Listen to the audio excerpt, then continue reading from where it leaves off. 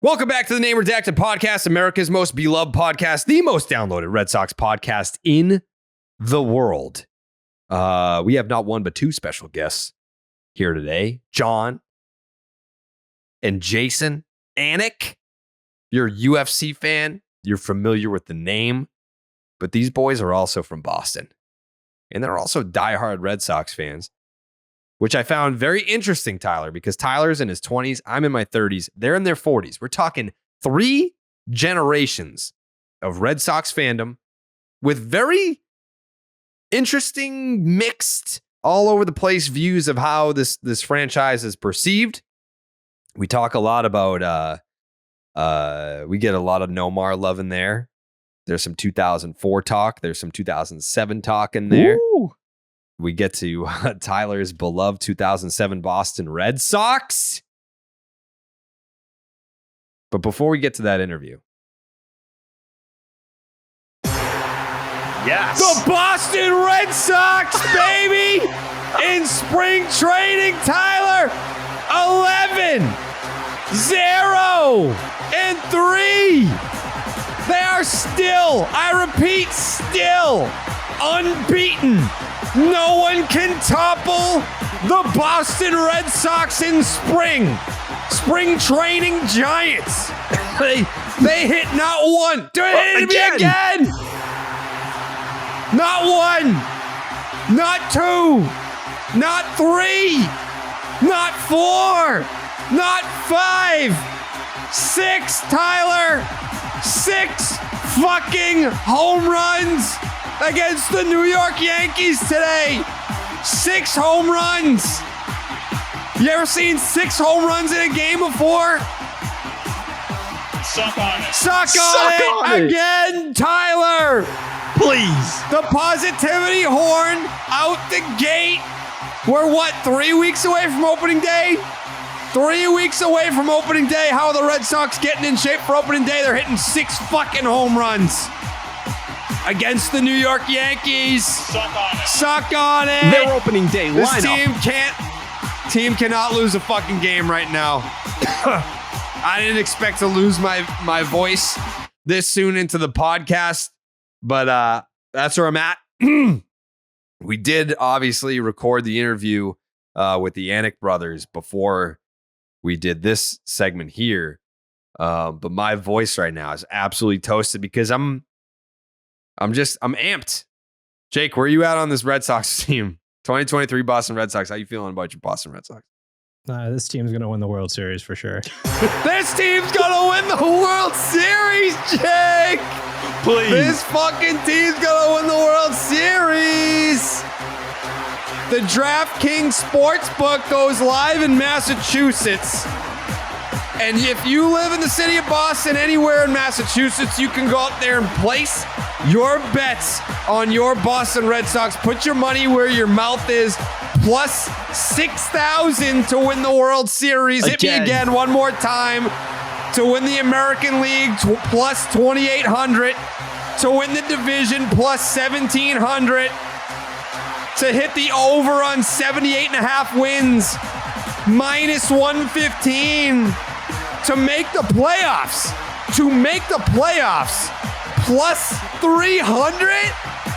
I don't know about that. I kind of like that. Crazy things have happened. DraftKings Sportsbook going fucking live in Massachusetts, and you've got some pretty interesting odds to take a look at there, Tyler. Honestly, the way things are trending, people are starting to get concerned. I think people are bothered by how strong the vibes are right now. And I don't know. Listen, we've had our fair share of blocks the last week. If we're being honest, a week ago, we didn't. Justin Turner hadn't been hit in the face. James Paxton hadn't injured his hamstring. You know, we were in a whole different world. But still, despite it all, the Red Sox have not lost a game. Chris Sale has come back and given us all a form of life and a new form of hope. Seeing that smile again.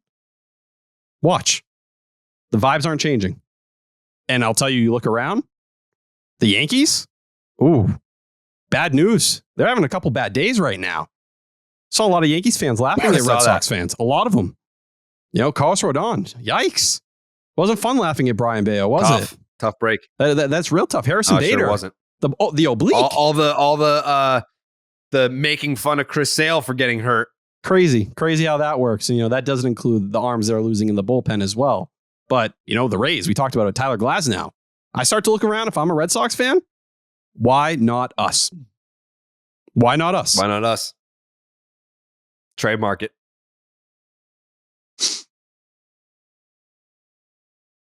Jake, trademark. Why not us? We're going to put it on merch. We're going to put it on our brand new name redacted pod merch that'll be coming out on opening day. We got new merch dropping. We got a new podcast logo dropping. The people aren't ready for it. People are ready for the positive vibes. Suck on it. If you're negative, you can suck on it because it's going to be a positive season for the Boston Red Sox. We're fucking sick of the negativity around here. We're sick of it. Now, we're sick of Tyler's shitty ass internet where we can't even fucking see him. You can't see me? Hello? Suck on it. Hello? Hey, we can hear you. I just can't see you. Hold Hello? on. All right, it didn't sound like that. Oh my God. All right. Well, Tyler, you work on your internet. Tyler, you work on your internet. I'm going to tell the great people right here about Blue Moon. Spring training's here, which means baseball is finally back. Blue Moon gives you a dose of ballpark nostalgia to get you excited for the baseball season. In fact, Blue Moon was born in a ballpark at the Sandlot Brewery in Denver, Colorado. Its bold flavor, bright explosion of color, and iconic orange slice ritual guarantees a one-of-a-kind beer experience. Perfect for the spring weather. I'm going to enjoy some Blue Moons when we're done with this podcast. I usually don't drink and pod, but I do wind down at the end of the day with a delicious Blue Moon with an orange slice, which I have a whole basket full of just for Blue Moon. I don't really eat oranges on their own, but I will partake in an orange experience with a Blue Moon, which I will be doing right after this podcast. From its refreshing flavor with Valencia orange peel for a subtle sweetness and hints of coriander, Blue Moon Belgian style wheat ale is a one-of-a-kind beer that's made brighter. It's carefully crafted and full-flavored with refreshing notes and a smooth, creamy finish. Why strike out with the same old beer when you can get something that's one of a kind? Best served with a signature orange garnish to showcase its beautiful hazy color. A beer this good only comes around once in a Blue Moon, but you can enjoy it all season long. Bring the ballpark to you for spring training. Blue Moon Belgian style wheat ale is a one of a kind every time. Get Blue Moon delivered by visiting get.bluemoonbeer.com/Jared to see your delivery options. That is get.bluemoonbeer.com/Jared. Blue Moon, made brighter. Celebrate responsibly. Blue Moon Brewing Company, Golden, Colorado Ale. Okay. Can you see me? Yeah. Mm-hmm. Okay. I'm scared. I'm a little nervous right now. Don't be scared. Don't be nervous. No, I'm very nervous because usually when this happens, it means Jake has already dunked on me. Oh. But since you just did the read, does that mean I won't get dunked on this episode? Probably not. I might even just I might have Jake do the Comcast read and somehow mix in some sort of Jake twist. Jake, that doesn't necessarily mean he's going to make fun of you. No, it does. It does. There's no other twist. How could Jake possibly make fun of what just happened to you in a Comcast Xfinity ad read? Yeah, I'm drawing a blank right now. Yeah. This is bullshit. I don't know how he gets from point A to point B. Do you? Do you know what it's like to wake up when you have to go to work in the morning and you just have... I'm talking. I work from home. Well, congratulations, Jared. Thanks. Do you know what it's like to wake up and you just see, wow, Tyler Milliken getting dunked on again by Jake? The best way to start my morning. Must be hard to be Tyler Milliken. How's another L, Tyler? You know how that feels to wake up in the morning and try to be positive? We're being positive on here. That's not starting my day positive. You know what? You're pouting right now. Fuck off. Do not start with that. Hold on. You're pouting. There is a way to look at this as a positive, and you're just not seeing it because you're being negative right now. The way that you would turn this into a positive, if that many people are tweeting you because Jake dunked on you in an ad read, what does that say to you? That means people are listening to the podcast. That's true. A lot of people are listening. People like to see me hurt or in pain, but they respect me enough to say it. No. I don't feel that way. I trust. I don't think it ever comes from a bad place, but I think it's from the same place of, damn, like, really, Tyler Milliken, really? Are you a real person? And I'm willing to accept that. I'm a weird one, and Jake dunks on me because of that. I don't think Jake's not mean to you, though. No. I think he's truthful. Does that hurt worse? No, kind of. It's like one of those things like, yeah, I can't do anything about it, but at least it's like, it's worth something. You know, it's one thing to just be alive and be a person and there's nothing. People don't feel a way about you. At least people feel a way about me. Yeah. What is this? What? What is this? With what? You don't hear that? No. I'm scared.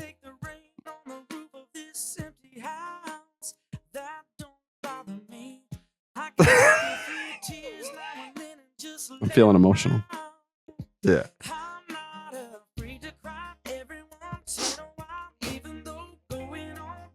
No, that's good. I don't think he's making fun of you. Jake does it better than anyone, so I hope he keeps doing it. Oh, yes. See, this is like a 99 soundtrack song right here. It's a good song.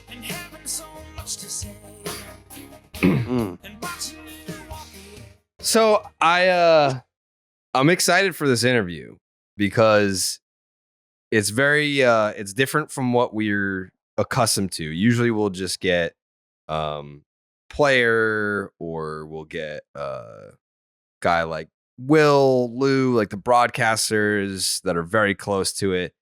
It's very rare that we're just like, these guys are fucking fans. They live and die with the Boston Red Sox. That's exciting to me.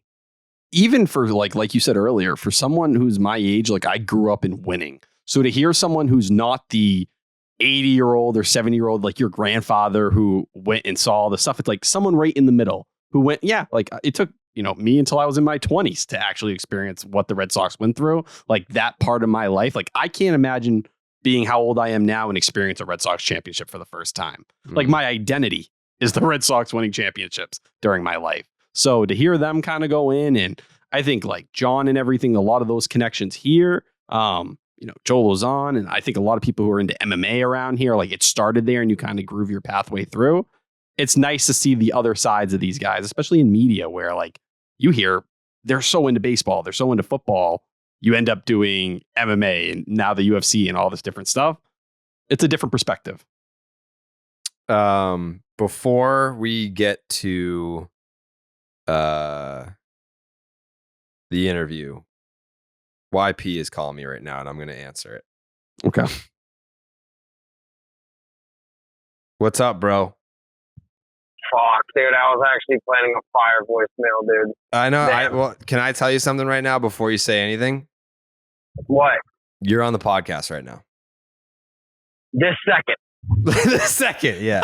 Dude, I was literally, it's actually a shame the podcast or the voicemail that we were all just robbed of right now. I'm a little bit shook, to be honest. You know, when you're like already on ring like 12 and you're like planning your script and then it just, they answer and you're like, well, now this is awkward, you know? Yeah, I feel that. I know like that happy to talk to you, but not as happy as I would have been to leave that. Yeah, some people don't know this. Maybe some people do. YP, huge St. Louis Cardinals fan, a two-time. Actually, it goes back even further than that. I believe the Red Sox played the Cardinals in the 1946 World Series and the 1967 World Series. Is that right?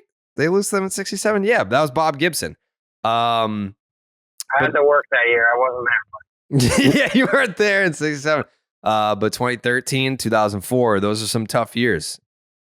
But listen, everyone said when the Blues played the Bruins in the finals, they're like, Boston owns, St. Louis in championships. And then if we had to pay those ones to get that, I think we would all take it, because I'm not sure if you know this, Jared Carrabis, the St. Louis Cardinals have the second most world titles.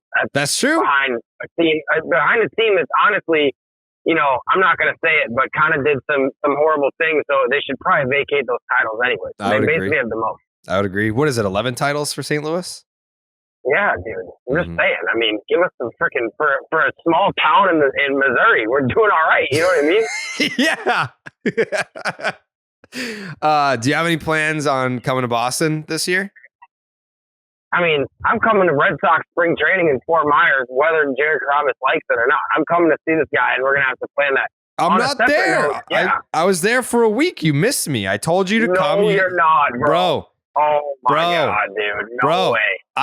You know what? I'll come back just for you, but I would prefer you would just come to Boston so I can take you to Fenway.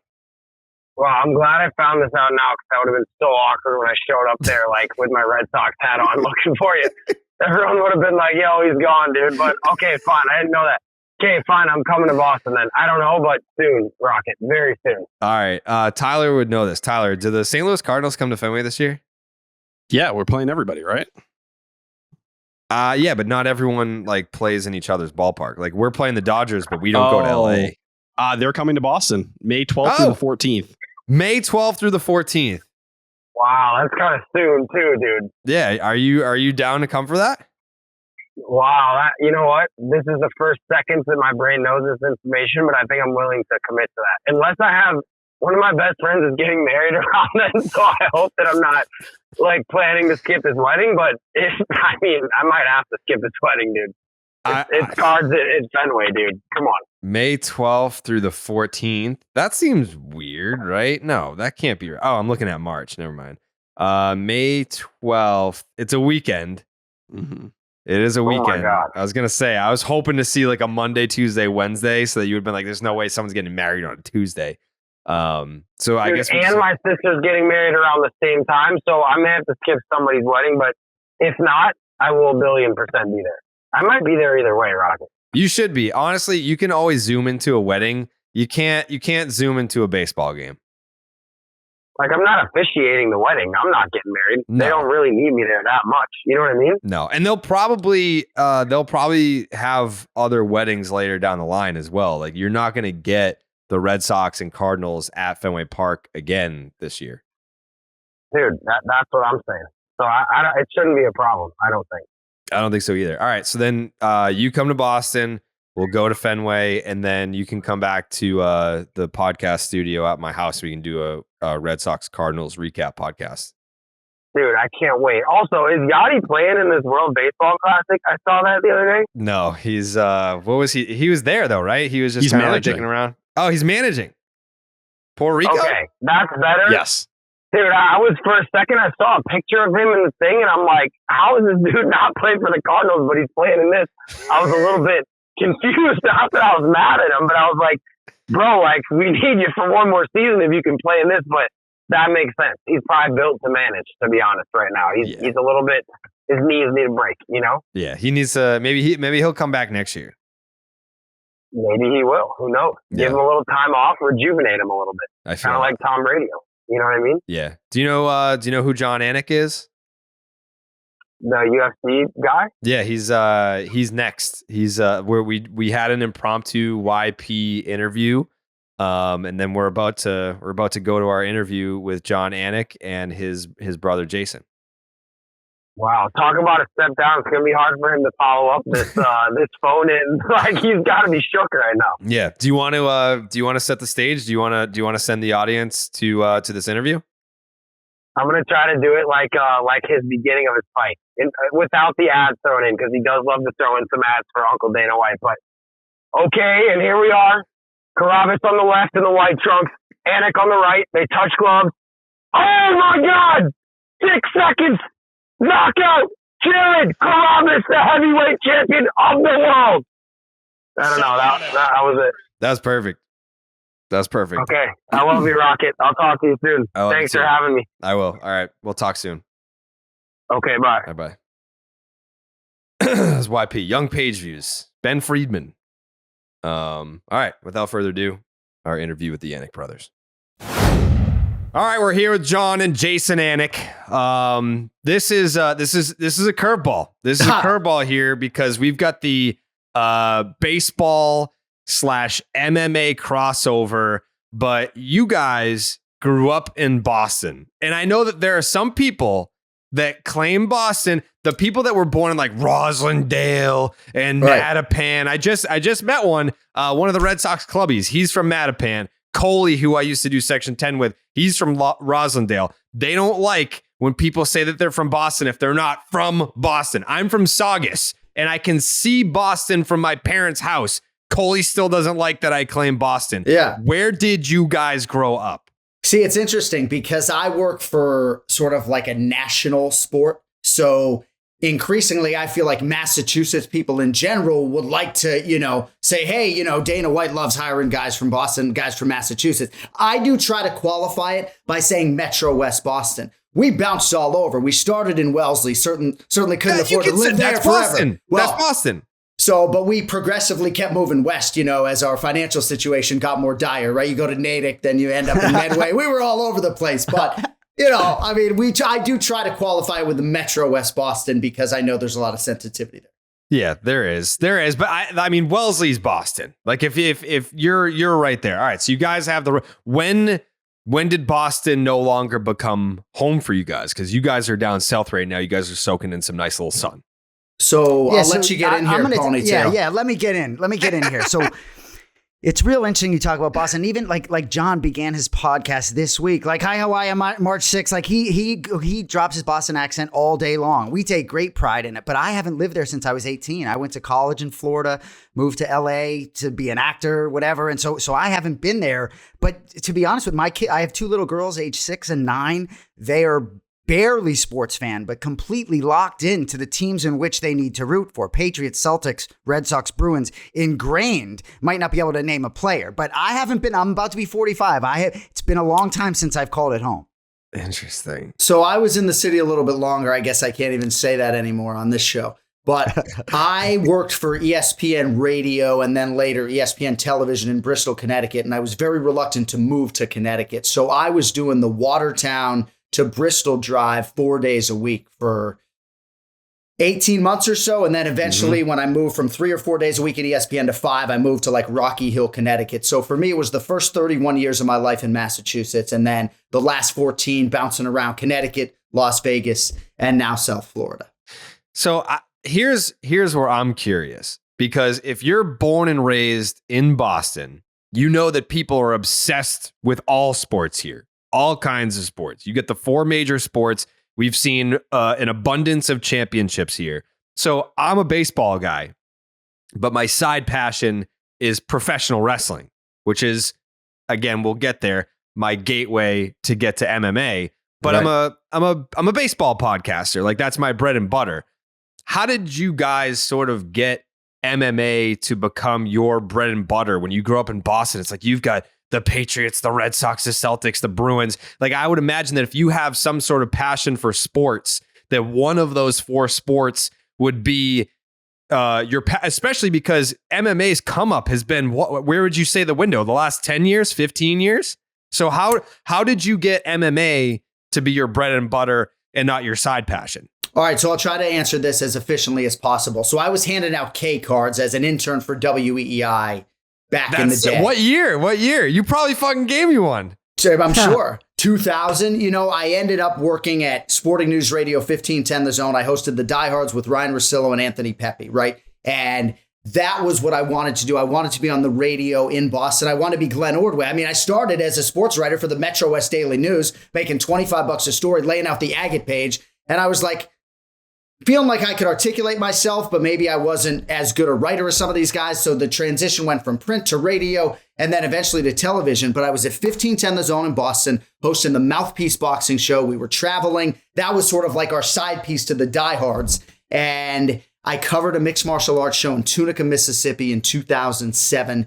My wheels started to churn. And then ultimately I was in Bristol, Connecticut as one of the few guys under that roof who had any sort of combat sports background. It was like me, Brian Kenny, and Stuart Scott. And those guys were too big time to host MMA How many Live. times did you want to choke out Brian Kenny? I like Brian Kenny. I'm a fan, but he pisses off everybody.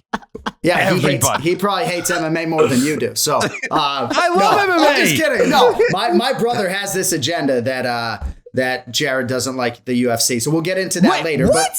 No. I just when you guys met up at DraftKings, I was all fired up that he got to meet you, and I was like, he doesn't know who the fuck you are. That's not true. Right? So when we met, I thought he was looking at I was like, there's no way that Jon knows who I am. Like my first pay-per-view that I bought was in 2014. So I've been paying attention for some time now. No, and don't get me wrong. Jared, I'm a huge fan of yours. Jon and I are very well connected because we're identical twins, but he is, working for the UFC. I'm just doing my side piece things here or there, but I've been a big fan of yours. So I just busted. I'm like, dude, this guy is so locked in on the Red Sox and WWE, right? Correct. Jon couldn't name 3 fighters. With respect, it's just different strokes or different folks. 3 wrestlers? 3 pro wrestlers?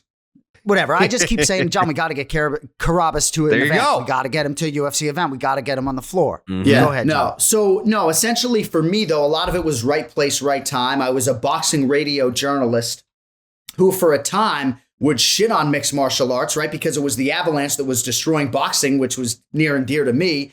But then I went and covered that show in Mississippi. I was like, this is much more exciting than boxing. So then when they launched MMA Live in 2008, I auditioned. I was one of a few guys in the building, and 3 years later, 3 years later, I wasn't getting a lot of play-by-play opportunities at ESPN, right? I get like 1 college football game a season. So in 2011, the UFC was doubling their schedule from 20 to 40 events, brought me in as the number 2 guy, and here we are, 12 years later. So that's why, we're going to get into the, I guess, generational right place, right time. Like, you guys are in your 40s. I'm in my 30s. Tyler's in his 20s. So when you were saying that you wanted to become the next Glenn Ordway, there was only one game in town. It was WEEI. So if you weren't breaking in with Big O on the Big O show, then that was it. You weren't getting in. Now there's Sports Hub. Now you just need a cell phone. That's really all you just gotta be some asshole on the internet, and you can have a podcast now. But back then, that was a very tough thing to do, to break into the sports media industry. And when I was first coming up, I mean, I started my blog when I was a junior in high school. We're talking 2006, and I started on MySpace. So that was the first social media website. Like, you had Facebook, but it was more for like college kids that were trying to hook up with each other. MySpace was like the first place where it was like, hey, I have a band, or hey, like I have like this blog that I want to show off or whatever. So that's what I find most interesting is I feel like your careers, I feel like everyone here can sit, because Tyler is the associate producer for Zolak and Bertrand on the Sports Hub. Right. There's a lot of right place, right time in this room right now.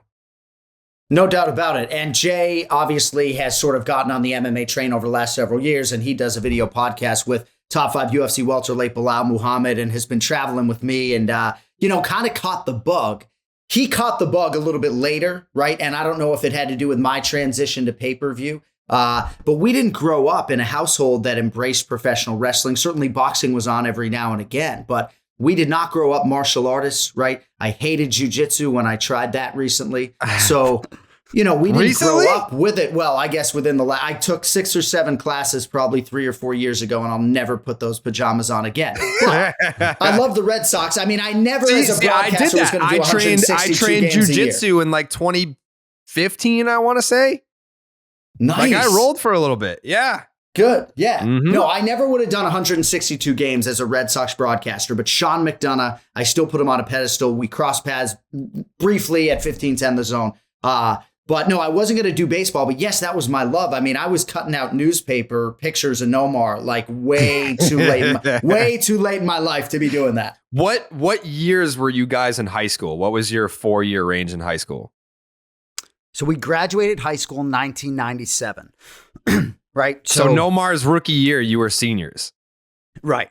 And so for us growing up, obviously, so Jared, in 2004, how old were you? I was 16. All right. So that's pretty good, 15, right? 15. All right. So like for us growing up, Patriots were number 1. My grandfather had we had box seats next to Kraft until they drafted Drew Bledsoe, and I think they doubled the price, so we couldn't afford it once. So we were there, Sullivan Stadium, during all the terrible years for the Patriots. So that was really number 1. All the men and women in our family, still to this day, the Patriots are on a pedestal. And I'll say for Jon, too, I'll speak for him. mixed martial arts was definitely like that was by no means that a lot of that, to your point, Jared, sort of, there was a lot of luck involved in circumstances. We still, even in his last, contract negotiation with the UFC, I'm talking like, bro, let's talk NFL. Like, what do you want to call NFL games? What do we, so the 4 major sports were still our passion. But I'll tell you, so for me, I was living in Los Angeles in 2004. And by the way, I wore this shirt for you. This is David Ortiz's first All-Star jersey from Houston in 2004. He homered off Roger Clemens in that game. I figured you'd appreciate it. Yeah, so, him and Manny. Incredible. So I was living in LA in 2004, and I was bartending at Houston's restaurant in Santa Monica by the water.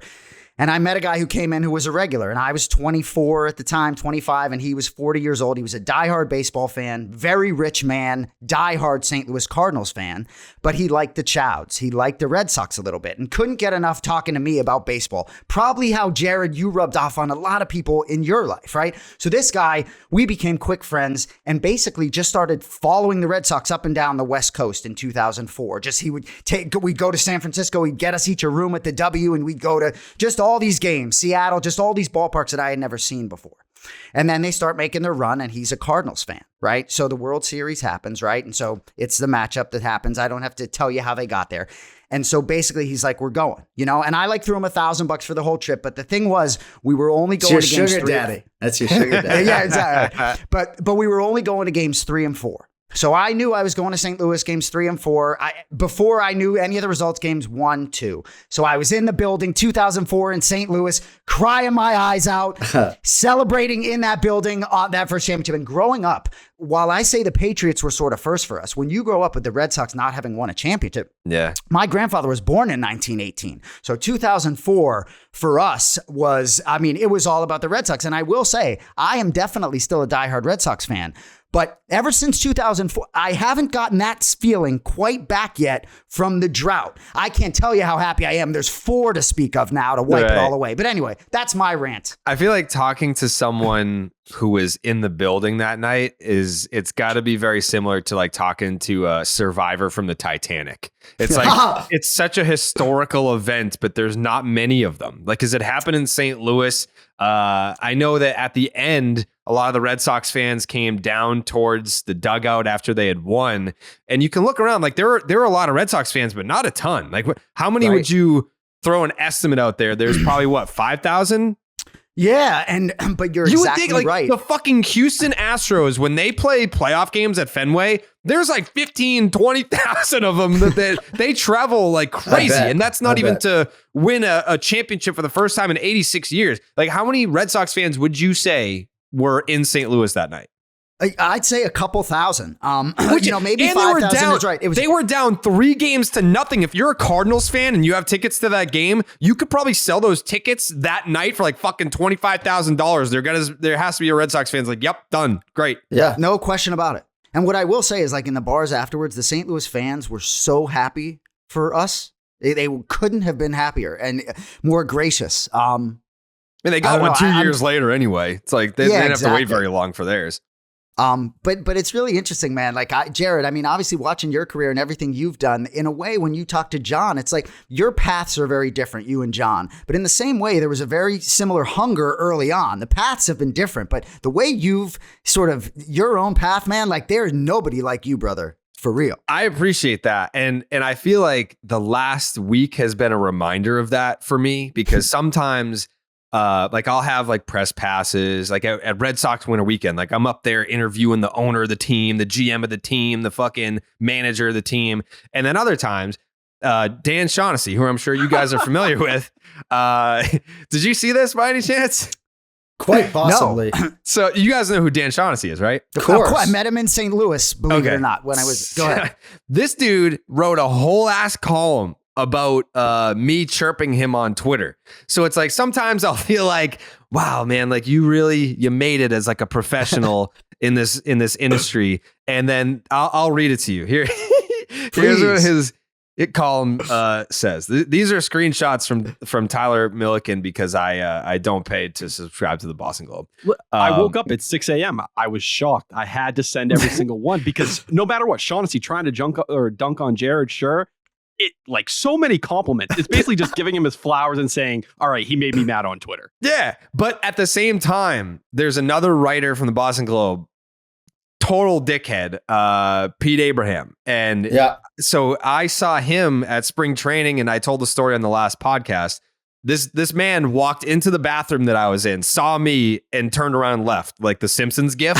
So Tyler sends me a link to a Boston Globe article, and he said, "You made him cry." And I was like, did fucking Pete Abraham write a column like complaining that I made fun of him for running out of the bathroom?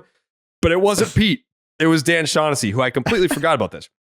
So he writes, on my way back to spring training, I got into a small Twitter dust-up with Red Sox mascot Jared Carrabis, a wildly popular baseball fan from Saugus who has turned his love into a business empire.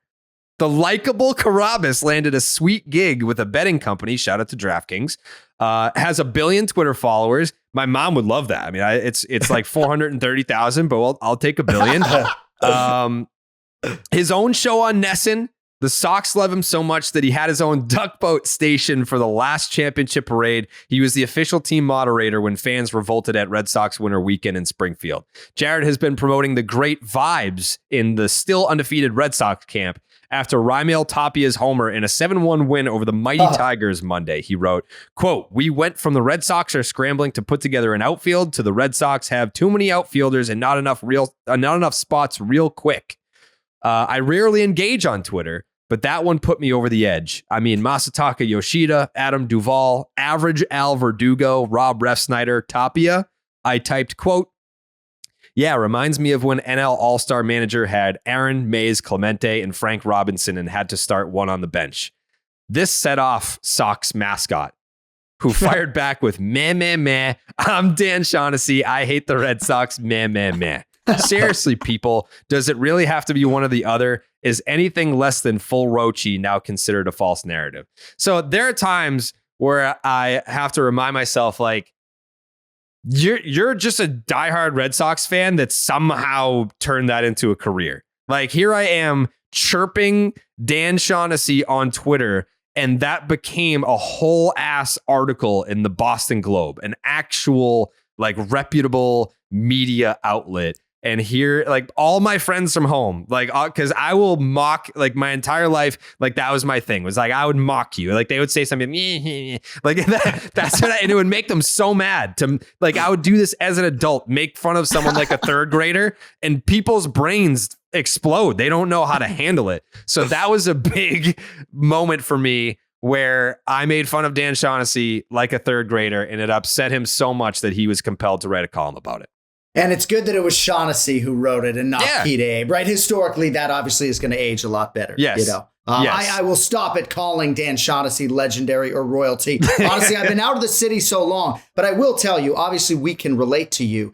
You know, I grew up under Eddie Andelman, the goddamn godfather of sports talk radio. And if nobody in the room has been to a Yankees elimination party, it's a great fucking thing. So yes, I look to your feed the day the Yankees are eliminated. My brother and I have spent hundreds of thousands of dollars over the years ensuring that team does not frequent the World Series, and they certainly have not been there very often in the last 20 years. So You're welcome, Red Sox Nation. But obviously we can align with you in a lot of respects because we can let that fan go, right? Like, maybe I've said things on my podcast. My twin brother's like, dude, you ever want to call an NFL football game? Maybe you shouldn't talk about that on your podcast. You know what I mean? So like, I can lean into that because of what I do for a living. Yeah, it is very interesting in that way where, I think that it's very rare when people set out with a goal so early and just attack that until they actually get there. I feel like there's a lot of stories in this industry where it's like, yeah, I did this and then I pivoted to that. And then I finally caught on with this, where they just kind of like bounce around. But it is kind of rare where someone identifies what they want to do and then they just go for it. When for both of you did you kind of have that moment where I was like, this is what I want to do, and I'm just going to go chase that until it happens? Yeah, Jay was a pretty successful actor until he decided to sort of pivot. So Jay, why don't you lead the dance? Well, no, I mean, my career's sort of been different. I mean, I moved to LA to be an actor, and then, thought at 25 I was way too old. So I've been doing business in Florida. I operated a financial services business down here for 15 years. Now I'm in a stone business down here. But I'm much more interested in sports than I am in my businesses, So I've gotten into MMA, and when I started this podcast with Bilal Muhammad, I didn't know much about the UFC, but I can't get enough. And I travel around with Jon, and I'm watching the fights with Joe Rogan's wife. You know what I mean? It works. But for me, really, it's still Boston sports. And what my thing with Jon and all these personalities, even like Ryan Russillo back in the day, trying to get Jon and Ryan Russillo to like be fans of Boston sports teams as they've become sort of journalists has been more challenging. Like there were times over the years where Jon has been like, just busy with his work life and not as interested in the Boston sports and not following them to the same extent. And so that for me, I'm like, bro, like what's up? So for me, that's still paramount. But also too, we hosted a NFL show together called Anik Squared this last season. And you can be sure he can flow about the NFL in a way he still might not be able to about the UFC, believe it or not. Yeah, I mean, play-by-play is my passion, and I do think Jared and Tyler and everybody else, it's more important to crystallize what you don't want to do. Certainly, I benefited from the fact that at 16, I knew I wanted to work in sports. But I got to Bristol, Connecticut, and I was like, I sure as fuck don't want to be a highlight machine every night. Top of the fifth inning, Royals and A's in a freezing cold studio, although I like the air conditioning. I don't want to do that every night, right? But then you get a chance to do a live event, and that's really where my passion is. Sometimes I wish I could get the nerves going when like I'm on a desk, right? Versus being in a broadcast booth. So yeah, I mean, for me, I think there will always be an NFL tug, right? Like I used to fantasize about being like a Celtics voice and getting a championship ring. But, I like that I have my NFL Sundays. I guess the biggest challenge for me is the international travel with 3 kids. I'm away 100 nights a year for the last 12 years. And unlike a lot of people out there that fantasize about global travel, I will probably shred my passport as soon as I'm done with the UFC and never leave the US again. So there's an appeal and a pull of some of these domestic play-by-play gigs. I think that'll always be there, but I have a dream job and I take it very seriously, perhaps too seriously at times. And, I'm a promoter and not a journalist. That's something I never thought would happen, but here we are. You can relate to that. Yeah. And I was going to say, like, never mind leaving the country. I don't even want to leave my fucking house. Like it takes me, it takes a lot to get me to go outside. I want to know what both of your earliest memories are of the Boston Red Sox going to Fenway Park, because I feel like if I ask Tyler right now, like, what's your earliest memory of the Boston Red Sox? Like, it's probably something that happened for all of us, like in high school or like later. What is it? Is pretty wait, before you guys go, sorry. Tyler, what's your earliest memory of the Boston Red Sox? Was it like fucking when David Ortiz retired? Fuck off. Really, my first like actual memory I remember sitting there was Daisuke's first start in a Red Sox uniform Against Seattle. Yes, 07, 10 strikeouts. Beginning of the season. 10 I was strikeouts so at home. hyped. Everyone had hyped me up about it, gyro ball, all this different stuff, and that's what led my love for the 2007 Red Sox. Yeah. I took it game by game, and by the end of the year, I was the biggest Red Sox fan you ever find, and I got hooked. 2007. So I was getting laid back then. Our father went to Seaford High School in Seaford, New York, and an MMA coach, Ray Longo, always likes to tell me I have New York blood, right? Because my dad's from Long Island, right? I don't have New York blood, let's be clear, right? But he always tries to throw that in my face. But I remember my dad, who was a Mets fan, who then went to Northeastern University. My dad got so consumed by the Red Sox, despite growing up a Mets fan, that he woke us up at 7 years old when the Red Sox, Bill Buckner, right? So you're looking for a Fenway memory. Now, I was at Hideo's no-hitter at Camden Yards, right? I was at the 1999 All-Star game, and the tickets materialized day of. So we have a lot of special moments. Yeah, we went to Red Sox games in the 80s when they weren't very good. I remember fucking Mike Boddicker probably was my first game. But I will never forget, I was sleeping on a trundle bed next to my twin brother because we had anxiety being apart. And my dad came in to wake us. And I've never heard a grown man wail when the ball went through Buckner's legs. My dad, it was his mom would have a seizure years later. He seemed more upset about the ball going through Buckner's legs. Like, you guys were probably what, like 11? 7, We were 8. We were No, more so in 1986, 1978. we're 8. And you're leaving out some details. So my dad did wake us, but that is like literally one of my earliest memories. And we had cousins in town from New York. No, and obviously, but it is really true. My dad like from New York, got so locked in living in Boston that like almost became a sports fan, much more so in Boston, and the New York teams just didn't care about him anymore. It was amazing. Oh my God. 86. I feel like if I were 7 or 8, which my first time at Fenway, I was 8. My first game was in 97 against the Marlins, the year that they won the World Series. And I know Nomar popped up. It was like an infield pop-up to end the game. He had a chance to win it in the bottom of the 9th. And that's my first time at Fenway. I remember like seeing the lights. So comparatively speaking, at 7, I remember a fucking pop-up in a July baseball game. I can't even imagine what being woken up to see the Red Sox blow the World Series would have done to my 7-year-old psyche, because my moment comparatively for that would have been 2003 when Aaron Boone hits the home run. I just wrote about this. It's on DK Live.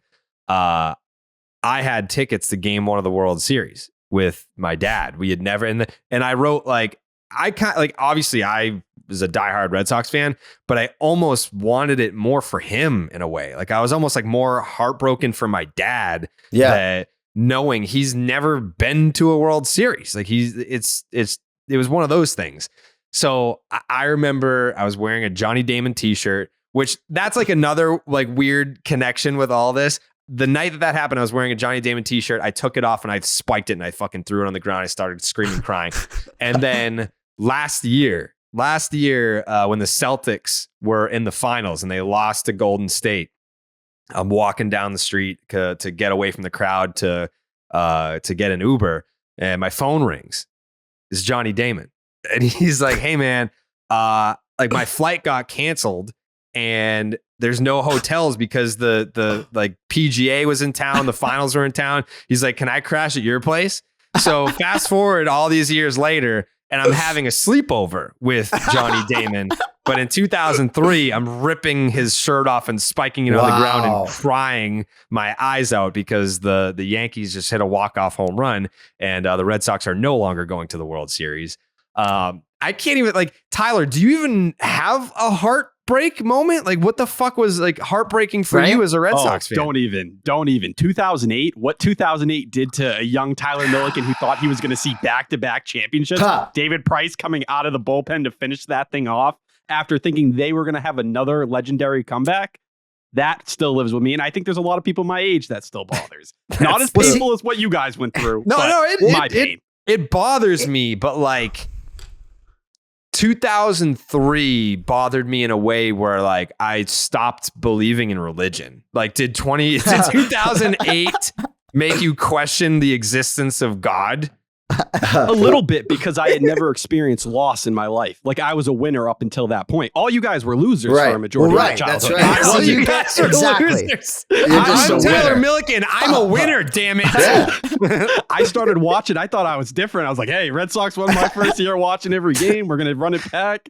And it broke my heart that year. But, you know, that's the life you live as a baseball fan or any sports fan. Well, right? like in 2008, from my standpoint, like everything was gravy. I was like, I don't deserve. We got 04, and when we got 07, when they won 07 to shut everyone the fuck up about 04. I mean, and it just, to me, the multiples, and just as a Boston sports fan, I've been with my wife since like the end of 2003. And she just, for the first, you know, we've been together 19 years, and she's just like, it's just me. It's me. I'm just, you've been with me, and they just started winning. But no, we've been very fucking lucky for the last 20 years. Yeah, that's another note that I made in there, because the whole premise of the piece was top 5 Red Sox playoff games that I've ever been to. And when I talked about 2007, I said I wasn't ready for 07. I was still partying over 04. Right? And then 07 happened, and I was just like, I can't juggle all this at the same time. Like, I don't know how to feel about this. And 2013 was just great for what it was that year and what that meant. But when 07 happened, it was just like, it was like having a threesome. I was like, I'm a young boy. I can only handle one woman right now. And then I'm having sex for the first time. And then another beautiful woman just climbs into my bed. And I'm like, I don't know what to do here. That's what 07 felt like for me. Yeah. So, yeah, I mean, I think you get attached to these different teams. And I will say that 2003 Aaron Boone home run, lathered at a bar in Watertown, and I'm using the restroom downstairs, and I hear the disaster upstairs. Like, honestly, like too browned out at that point to like, recognize that I need to go to the bathroom at commercial breaks, right? Still to this day, my lowest sports moment. Oh, yeah. Like not even forget David Tyree and anything thereafter. Yeah. Do you think that 2003 could ever be topped? Because I wasn't born in 86. Like, you guys might have been too young for 86 to really hurt that badly. I don't know that 2003 can be topped in terms of like our lifetime pain moment.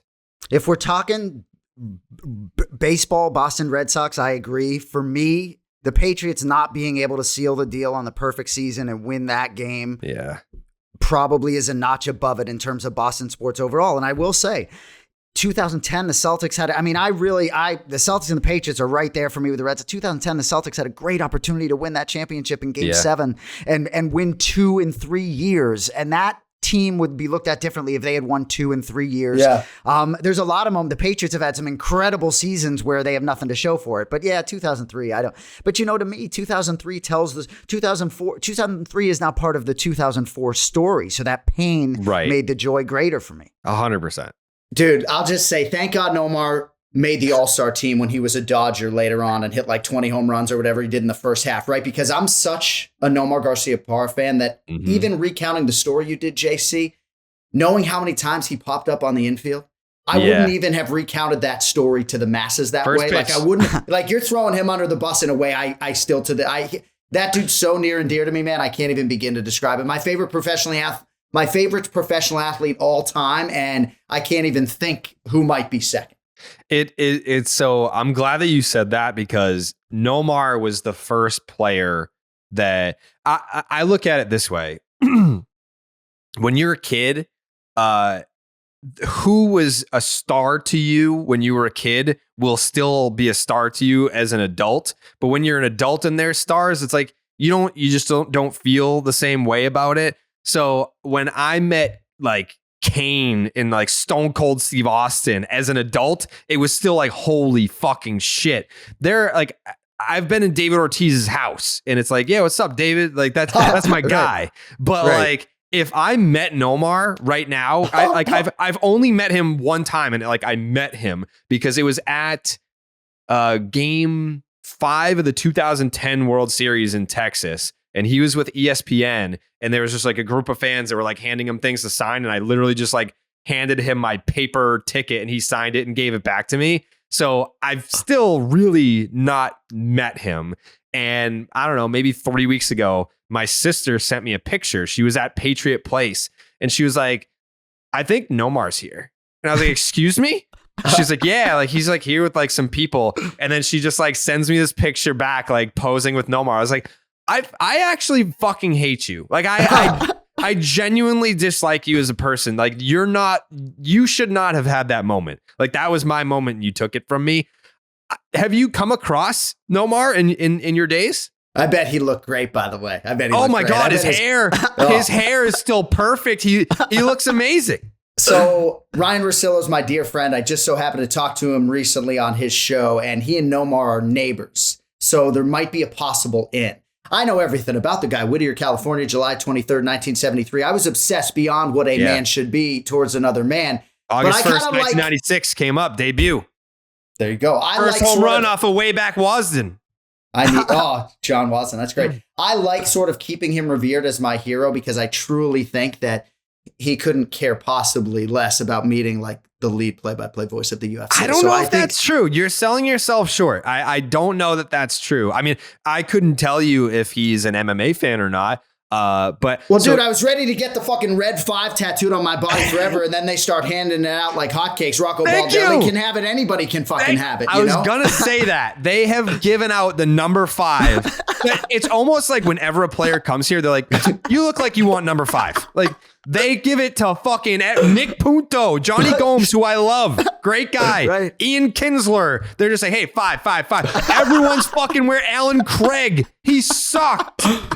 It's crazy. Did Baldelli wear 5? Yeah, I think he was the first one. Yeah, if I'm not mistaken. And I love Rocco. Great guy, the wound socket rocket. But like, what are we doing here? The people that were complaining that Justin Turner showed up this spring training and were wearing number 2, I was like, go have a mental breakdown about everyone wearing 5 before we start complaining about people wearing 2. Like number 5, that meant something. Do you remember the song, the parody of Mambo number 5? Yes. Nomar's number 5. Nomar's number 5.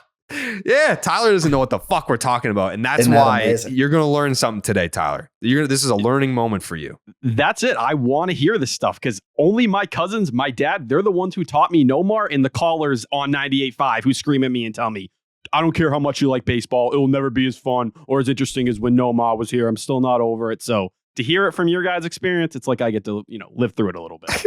So we love box scores, right? Obviously, my job with the UFC doesn't allow me to watch a lot of baseball, right? But we check the box scores every day. Baseball has long been my favorite sport to bet on, even though I have some squarish tendencies in terms of betting against streaks and things like that. I don't even want to think about how much money I've lost betting on the New York Yankees over the years. I bet on them basically every day. Try to take them down every day.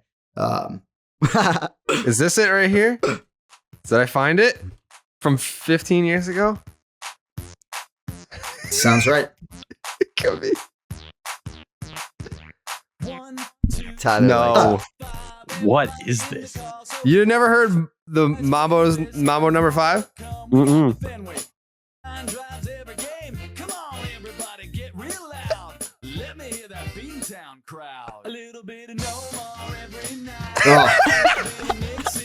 Nixon. It hits. Everett. Lou. Oh,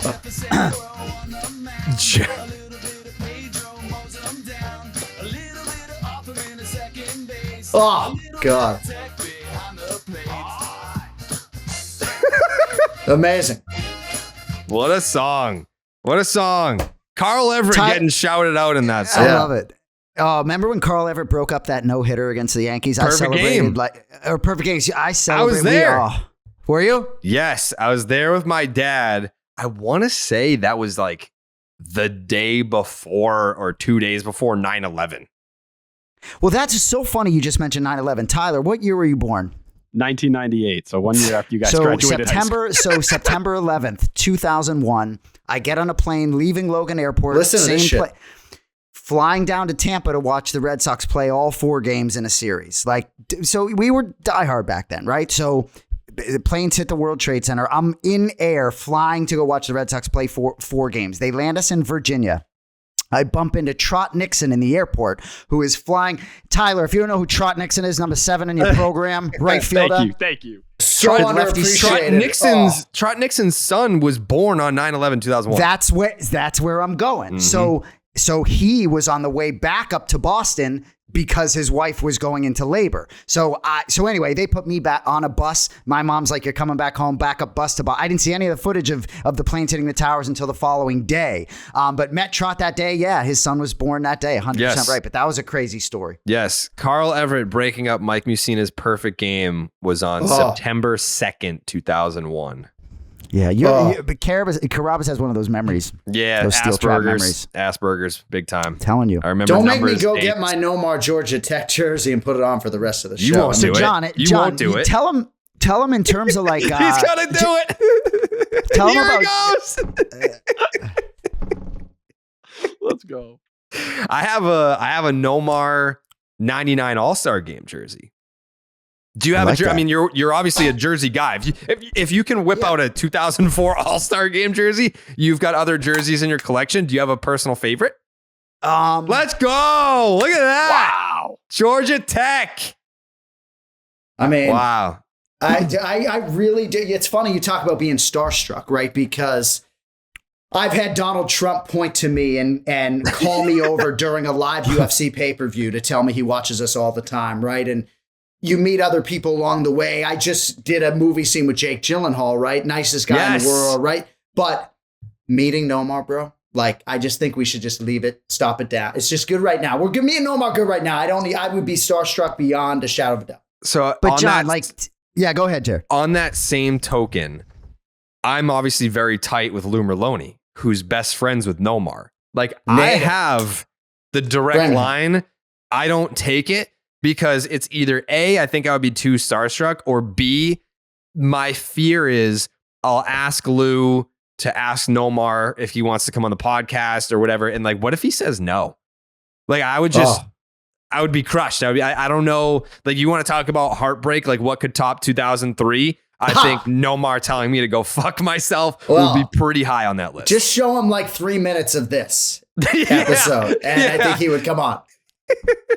So, John, tell him about like Trevor's story. Just because, like, what happens to John sometimes is he working for the UFC. There's a lot of professional athletes that are big UFC fans, and especially baseball players. Yeah. So Trevor Story signs with the Red Sox. I'm all excited. I go to follow him on Instagram and it says follow back. And I'm like, what does this guy want to do with the UFC play-by-play announcer? You come to find out Kiké, Hernandez, a lot of these guys are big UFC fans. So it is that connective tissue. And it's interesting because when Trevor would get injured, right, I'll message him, or he'd hit an opposite field home run. I'm like, dude, how'd you get that pitch out of there? Yeah. And he continues to direct the conversation back to the UFC. Like, oh, I stayed up for the pay-per-view, mid-season, right?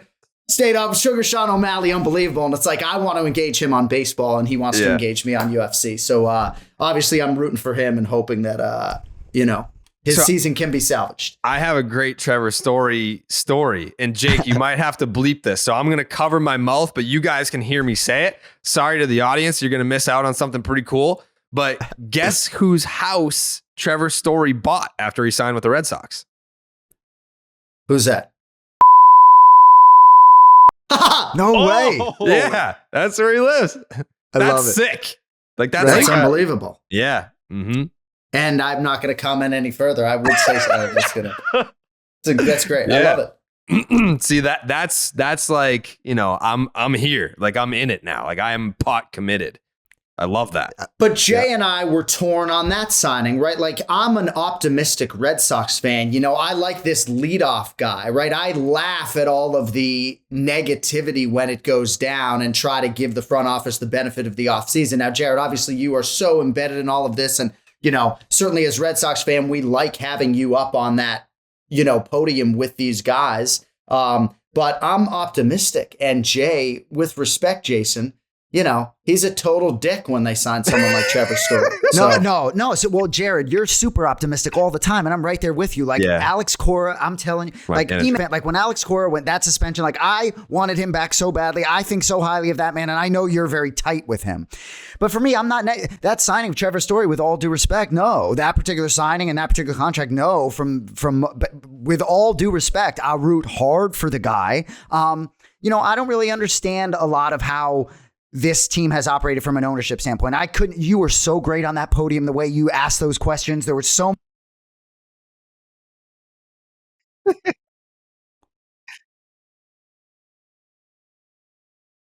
It was like wrestling.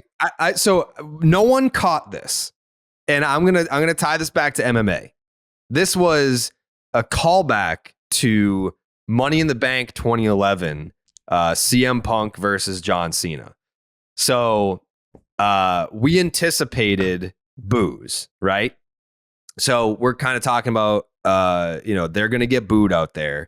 And how are you, Jared, going to make this a lighter moment? And I was like, Jared. I was like, I got it. Don't worry about it. I was like, I got it. So in Money in the Bank 2011, which is in Chicago, the background is Vince McMahon is going to fire John Cena if he doesn't beat CM Punk, because CM Punk's contract expires at midnight. So if he wins the WWE title, he's just leaving the company and not coming back. And then the prestigious title is gone because CM Punk won it and poof, it's vanished. So they're in Chicago, the most hostile environment that we've ever seen, because obviously Punk is big in Chicago. Right. And so now they're chanting, "You can't wrestle." And Punk just stops the match and he looks at the crowd. He goes, "Wait, me?" And they're like, "No." And then he points at Cena and they're like, "Yeah." And he's like, "Oh, okay." So we're now like, they're booing the shit out of Haim and John Henry. So I'm holding the mic and I'm just like, "Wait, me?" And they're like, "No." And I was like, "Them?" And they're like, "Yeah." And I was like, "Oh, okay." So we kind of just, I think there's a lot of like pro wrestling and MMA like showmanship that goes on at least in our variation of sports media. Like we're not journalists, but like we can be, like we get information. I guess like you in a way are a journalist if you're sharing information that people wouldn't have otherwise, but we do it in a way where it's like, I'm a fan, other fans are listening, and I know what it's like to be a fan wanting that inside information. So it's almost like we're sliding it to you on like a note that's face down. And like you can take it and look at it if you want and then put it back down. Like that's kind of how we share information on this podcast. Long-winded story, but I thought it was funny. Yeah. No, and I think, Jay, you and I have some similarities, right? I mean, Joe Rogan always says that we're professional fans, right? We are a conduit at the end of the day. I think it's funny sometimes when people suggest, oh, you know, they told them they couldn't say Francis Ngannou this weekend on the broadcast, right? Because he's no longer our heavyweight champion, and Dana has said he's never going to fight for the UFC again, right? There's never any directives like that from the UFC. But I hadn't thought about that necessarily as still being a conduit and still being a journalist. But you're doing a fucking great job, kid. We're admiring from afar, that's for sure. I appreciate it. How often do you guys get to Fenway? I would like to go to a game with you guys. So I took my kids last summer and very happy to have done that. But where the fuck was my DM? Why was I not contacted about this? I would have rolled out the red carpet for you. Well, I'm very excited to come back to Boston next summer then and have the red carpet rolled out. You know, candidly, Trevor Story's like, dude, let me know next time. But that's just not my style. I'll probably pay for my bad seats again. No, we had good seats. But, you know, top one, it's 5-0 Blue Jays. It was like the 28-5 game, right? So I turned to my 11-year-old daughter, Riley, say, honey, this is amazing. This is like for daddy. This is like the greatest day of my life. But didn't need 5-0 top one, honey. The game's over. She's like, it's the first time. No, it's fucking 5-0 top one. It's over. And then the beating went on from there. So that was a little bit anticlimactic, but I try to get there as much as possible. I mean, I lived there for a summer when we lived in Brighton, cutting out the Boston Herald so I could like masturbate to Nomar. I don't know what I was doing. Yeah, I mean, I was there that night as well. I believe it was a Friday night. And I was there with like a group of girls. And it was their first time at Fenway. Humble brag, I was there with a group of girls.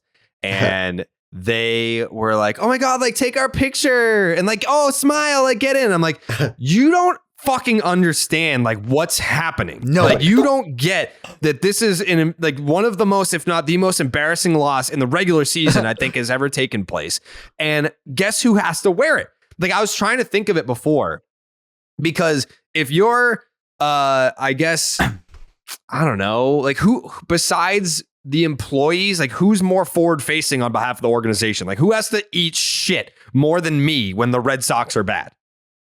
It's crazy that your professional life is inexorably linked to a franchise like that. Yeah. It's something, I think a lot of people fantasize about in a lot of respects, but yes, I mean, certainly like my twin brothers texted me like, dude, like not a great week for Jared. Right? We gotta, you know what? After we're done with this, we're gonna exchange numbers and we're gonna get a text thread going for the year, because you'll see, like now that you guys are living that Florida life and you have a past LA life, you've been removed from Boston. The amount of therapy that just having a Red Sox buddy, an accountability partner, someone to just vent to, where it's like, can you fucking believe this happened? But then you're sitting next to someone that's like, I don't know what that means. Like, what are you mad about? Like, what do you like? That makes you even angrier. So just having someone to vent to about the things that you care about most goes so far for your mental health when you're a psychotic Red Sox fan. Your Twitter feed helps a lot of us. No question about it. Like we have a younger brother too. And if I forward them a tweet in the summer, 9 out of 10 are from your feed, just whether it's fucking something about the Yankees or just it's like, but the thing is, you have to understand, it's not just that you were like passionate, it's your drive, but also you can perform on television, you're articulate, you're sharp. I mean, there's a lot of, you have a lot of talent that helps your work, your discipline, your motivation, where you're going. But it's just fascinating to see the way, like, no question, you make me feel better all day. I want to ask you a question though. Sure. I don't look at the Red Sox, and I'm not tapped in near to the way you are, but I don't look at them as a big market team in my mind the way I used to. Mm-hmm. And I guess when I look at Rafael Devers and I watch his at-bats, to me, if I have to, and I know in hindsight, but if I have to pick Betts or Devers, right? And that might be silly. You might say they should have kept both, whatever it is. But if I have to pick Betts or Devers, if I can only have one, and I love me some Mookie, that Devers stick man, he reminds me of Ortiz so much. The plate discipline. I would take him every day and twice. I'm just curious. I know you might have thoughts beyond that, but am I nuts? I don't think that you're nuts. I think it's more like there's other ways to look at it. Like someone would say, like, we'll look at the wins above replacement. Like Mookie Betts is the better overall player. He's a better base runner. He's faster. He's the better defender. Like the offense, you're going to take Devers. But I think it's more so like how do they age? Devers is younger. Like if you were to talk about these contracts now, it's like, are you getting more productive years out of Mookie moving forward or Devers moving forward? What do you value the most? So I think like most people would probably still pick Mookie right now, but that conversation could change where it's revisionist history. And you're like, well, Mookie didn't age so well. It's like, well, Devers is kind of built for this. And it's one of those things where I think the narrative is going to continuously evolve. Makes sense. Yeah, but John, I do miss Mookie. Yeah, I hear you. It's just fascinating to see all these guys like, yeah, man, that one just still stings, And well, one thing that I thought a lot about was Xander Bogaerts versus Carlos Correa. Now, Carlos Correa is a massive UFC fan, so there is a personal relationship there, qualifier, but he's a championship player. And I'm not saying that Xander Bogaerts isn't, right? But Carlos Correa lights up a fucking dugout, right? He's 6'5", lights up the middle of your infield, right? Intangibly speaking, I think that's a championship player. Now, I'm not sitting here talking about the medicals, right? But given the pre-existing relationship between Alex Cora and Carlos Correa, rest assured, I did everything I could to try to steer Carlos to Boston. I understand they were going to give him $300 million, but I'm just telling you, like, that dude ain't done hoisting World Series trophies. I'm telling you. Yeah, I don't doubt that either. I think once the second deal, the Mets deal, fell through, I think that there were some sort of internal conversations in Boston where it's like, let's fuck around and see what we can get creative on this. Like if people are really looking at these medicals saying we're not going to go 10 plus years, 12, 13 years, whatever it was. At that point, I still thought that the Twins were the favorite. And I said that at the time, but there was a small part of me where it was like, well, there is the Cora connection. The Twins are kind of a pathetic franchise. Maybe there is some intrigue with him being like, oh, I could be the shortstop in Boston and like play for Alex Cora. And at the time, you kind of thought to yourself, like, all right, people are upset that the Red Sox aren't spending enough money. But what if they were finally in the mindset where they weren't caving to fans and spending money just because people were screaming at them to spend money? Because that's how you end up with Carl Crawford and Pablo Sandoval and fucking Hanley Ramirez. Like that's how you end up with those guys. But I think a lot of us would have been like, Carlos Correa, like, yeah, like sign me up for that. We don't have a great relationship. I'll be completely honest with you. He owes me an apology and I'm willing to hear it from him, but I don't think that he cares to give it to me. I feel like I want to play referee. Please do. I mean, I'm willing to mend the fence, even though he's not coming to the Boston Red Sox.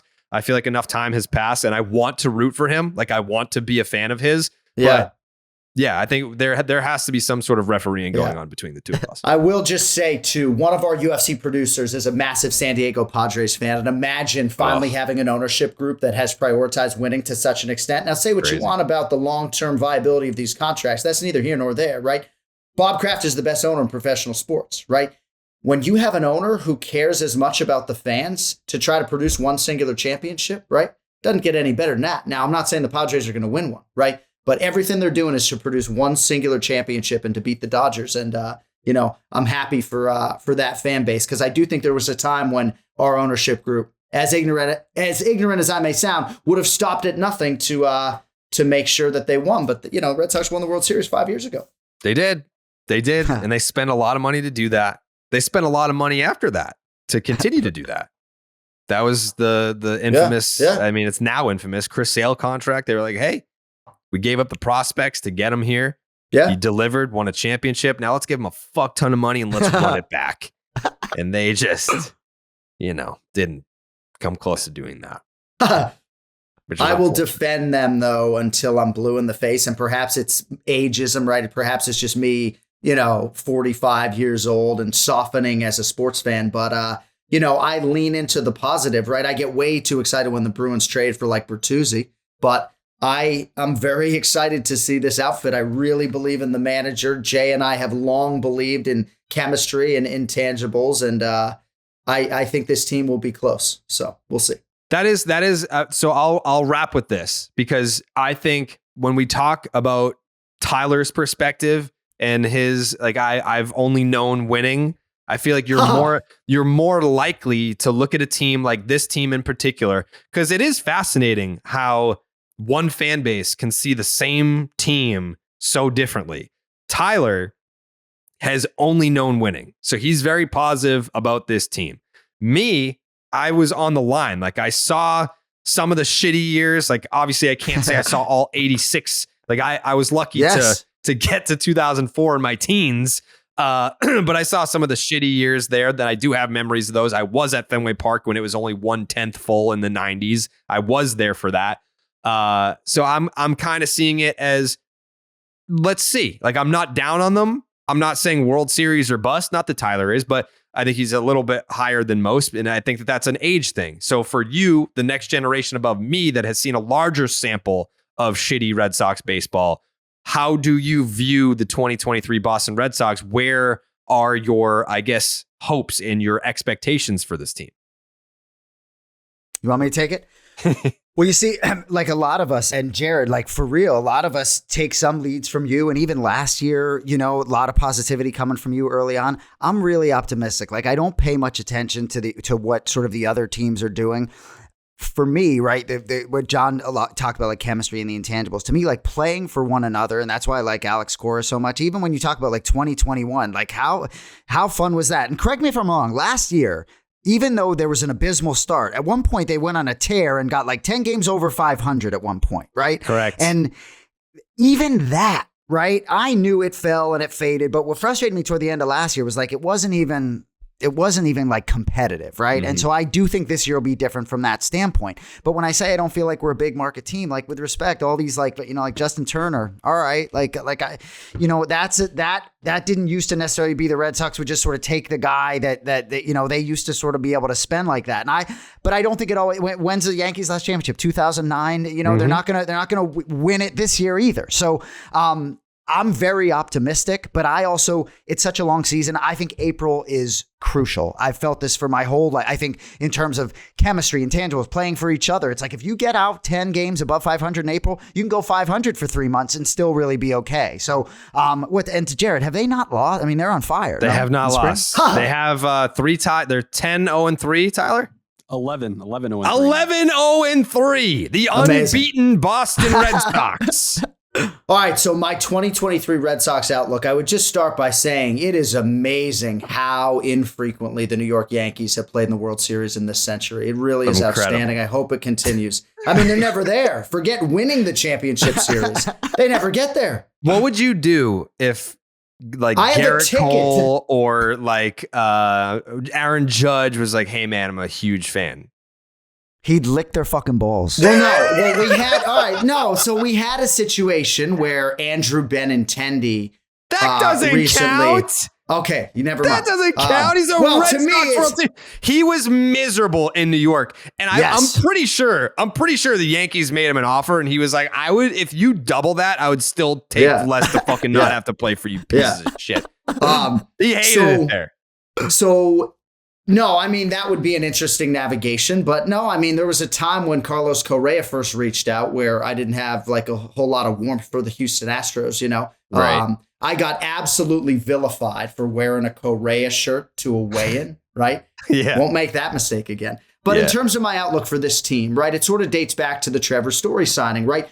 You still got to get these guys to take your money. It stood to reason that Trevor Story was going to go play for his hometown Texas Rangers, right? Yeah, so now he's injured and it's super unfortunate, right? You still need these guys to take your money. You still need Justin Turner to take your money. Somebody would have paid fucking Kenley Jansen. Now, I can't tell you how that's going to play out, right? But they still signed some guys and paid some guys. It's not as though their payroll is a bottom-feeding thing like the Indians, I'm excited, man. I do think that Jay and I are aligned on April prioritizing the first 6 weeks, but it's all systems go, and we'll be doing our part in the sports book to try to take down the Yankees every day.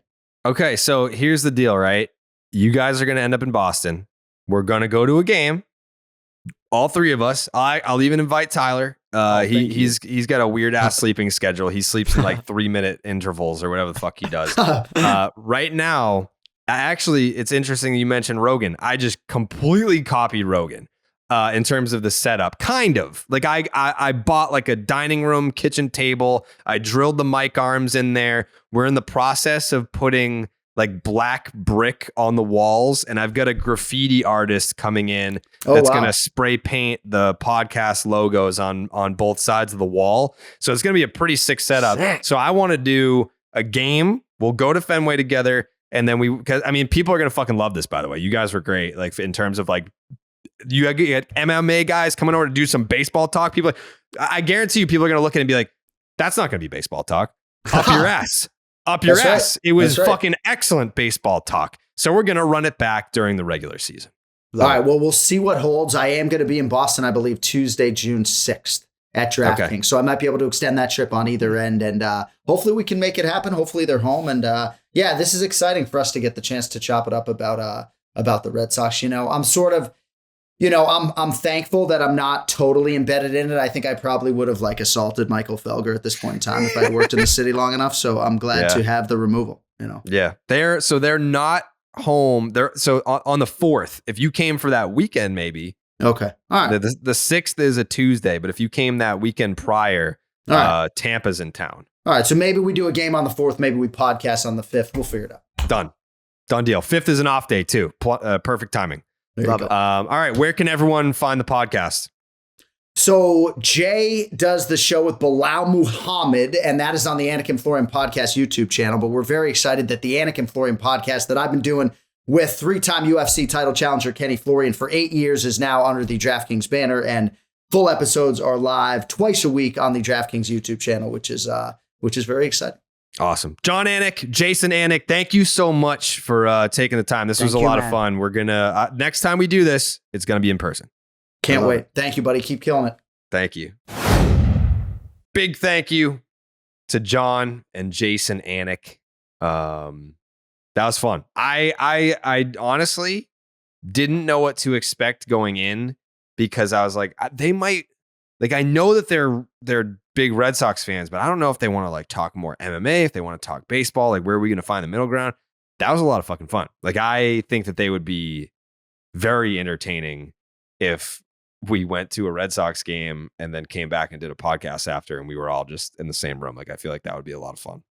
Yeah, it wasn't even like along the lines of like, hey, you know, I used to be a Red Sox fan. I don't really know. It's like, no, Jared, can you tell me? Can you answer me this question? Like, it's like having fans or listeners of the podcast be like, all right, if I had a question or two to understand what's going on with the Red Sox, what would I ask? They brought those to you, and you could see how divided they were on some of the answers, but also excited when you showed some optimism. I think, especially when we were talking about like, you know, is this team going to be worth anything this year? When you were like, listen, something could happen. Like, we're positive. We think something could break our way. You saw their eyes light up, and like, that's that old school Red Sox fan vibe. Yeah, I love that. I will say the Nomar talk was very cool. As someone who did not get to live that, to see how excited they get just bringing it up, that goes to show what a legend and what he holds in a lot of your age bracket and their age bracket, that meaning. And I don't know, I relate it to what I feel about Dustin Pedroia, but I know even to that level, it's not comparable. Yeah. It's just different. Dustin Pedroia is like, I get that, like, you're trying to say that like your Nomar is Dustin Pedroia, but even like still, we got to see Pedroia, even though it ended wrongly because of Manny Machado. Like, we didn't have to go through a trade of him, you know, in 04, all that different stuff where it completely flips everything Red Sox fans thought. We never went through that. And it's like, no disrespect to Dustin Pedroia, and we know the MVP and the Rookie of the Year. Some of the heights Nomar reached were, you know, heights we haven't seen reach since. It's true. It's true. All right. Let's get some fucking news and notes in here, Tyler. What catch us up on all the news items from the last week since our last recording. Yeah, so I think for the vibes, we've been positive here. Mhm. There was some not great stuff that happened that freaked everyone out.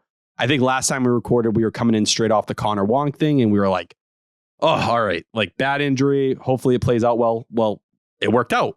Core has been very high. Connor Wong's already back to hitting. So that's at least progressing where it needs to be. Will he be ready for opening day? We'll see. During that time, James Paxton, next guy, goes down. Now we see with Paxton, he's already playing catch again and he's throwing. There was hope he'd be on a mound by the end of this week. Seems like that's pushing it, but maybe early next week we can really start to have that conversation. On the Whitlock and Bayo front, both are going to be throwing live BPs on Saturday. So for all those panicking saying, you know, Brian Bayo, who knows what's going to end up happening with him, he's on track and shouldn't be too far behind. Garrett Whitlock's on track and doing PFPs now, so we can start to get excited about that.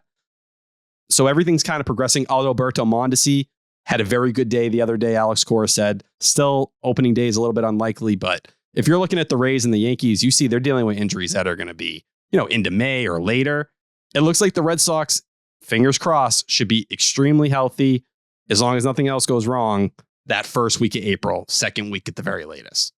So if you could keep your head afloat during that time, which I think they will be able to, and we'll get into it a little bit, but injury-wise, everything's trending up. Even Justin Turner, who took a fucking baseball to the face, didn't fracture anything. Nope. Somehow, 16 stitches. They're still hopeful he'll be ready for opening day, but he won't be touching a field for 2 weeks. So, you know, do the days in your head right now. That gets you, say, March 22nd. He'd have about a week to get ready for opening day at that point. Definitely aggressive, but they're not ruling him out. I talked to him and he was like, yeah, I mean, like, he's like, the meds have worn off and like, I'm not really feeling too much pain. So I was like, oh, that's good. Can I be honest with you? What I felt when Justin Turner got hit in the face? What? It was Chris Sale last year to me. And like, that sounds like dramatic, right? Accident where not even. It was, holy shit, the season might be over. Because I tell you right now, if Justin Turner, thank God he didn't, but if he had fractures and it was one of those things like, we just got to see, it's going to be months before we know things got to heal. There's no way of replacing Justin Turner on this team at all. There's no way you can get by. If you think about it, Bobby Dahlbeck. Don't be disrespectful, please. You don't be disrespectful. I will be fucking disrespectful. You don't be disrespectful to Bobby Dahlbeck. To Justin Turner. Who the fuck do you think you are? You just said that there's no one that could replace Justin Turner on this roster, which we don't even have to have this conversation. He's going to be fine. But I said Bobby Dahlbeck, and second half of 2021, Bobby Dahlbeck was one of the best fucking hitters in baseball. Don't you ever forget that. It was Bryce Harper and Bobby Dahlbeck. In the second half of 2021, one guy won an MVP, the other guy got screwed. And what did Bobby Dahlbeck do in 2022? That's not what I fucking said, did I? Well, I'm just saying there was a year in between. Jake, what season did I cite in that conversation? Not 2022. Yeah. Well, it's 2023, so let's grow up for a second. All right. But if you had lost Justin Turner, the guy who's hitting behind Devers all season long, Cora's already said it. I don't care where Devers is, Justin Turner will be behind him. He is the roots of your new hitting philosophy of working at bats, making contact, not striking out. And in all reality, he's supposed to be the leader in the clubhouse. We know Kiké took the reins to start, but it'll hopefully be Justin Turner's team like the Dodgers were, and he can kind of push everyone in the right direction. If you lost him, you're fucked. And that's just talking a righty bat. You can't lose another righty bat. You will not be able to survive. You know what time it is? What time is it?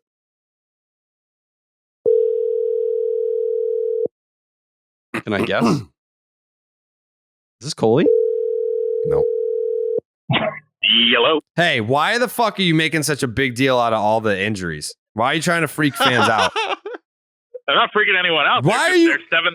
You literally wrote an article like, oh, Boston Red Sox may not win a game this season because all the horrible injuries. I don't think that's what it said. That we literally just read word for word, bar for bar. Oh, look.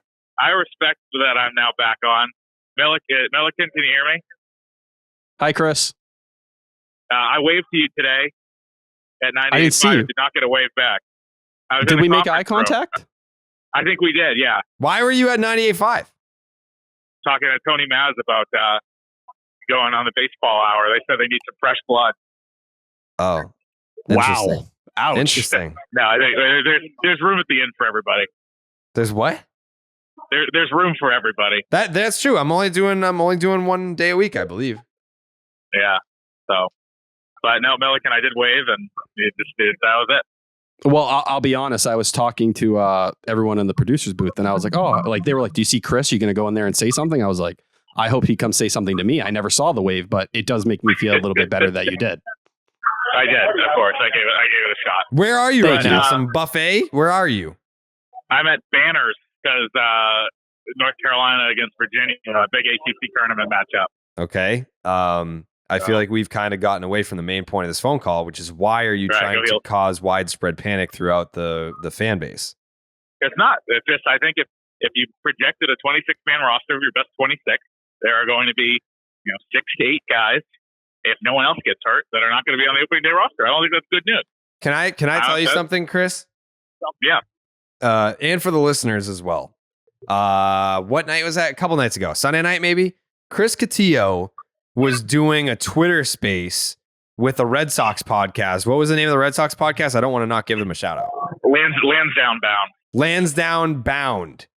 And this motherfucker, I think he went on at like 8:30 and I jumped in at like 9 just to jokingly ask him a question. And then I ended up taking questions on this Twitter space for the next 3 hours. 3 hours. He fucking left at like 9:30. He probably did an hour of Twitter spacing. I put in the length of Titanic in terms of Twitter spacing. That's crazy. I committed to 30 minutes for that and did like an hour and a half. And then I thought at a certain point I had to start writing, and you had it from there. You were doing such a good job that I was like, why do I need to stay on here? Not only that, Chris Cotillo left because he had to write something. That was the night that I wrote my blog that came out today. Yeah.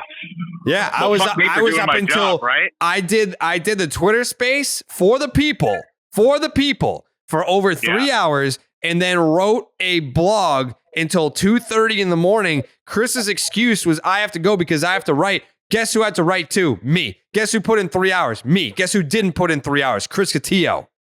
That's true. And you know what? I will say, I think the people on the space, I just did another podcast today, and the guy was like, it was weird because I was listening to that space, and like you and Jared were cordial. I was like, you know what? That was fucking weird.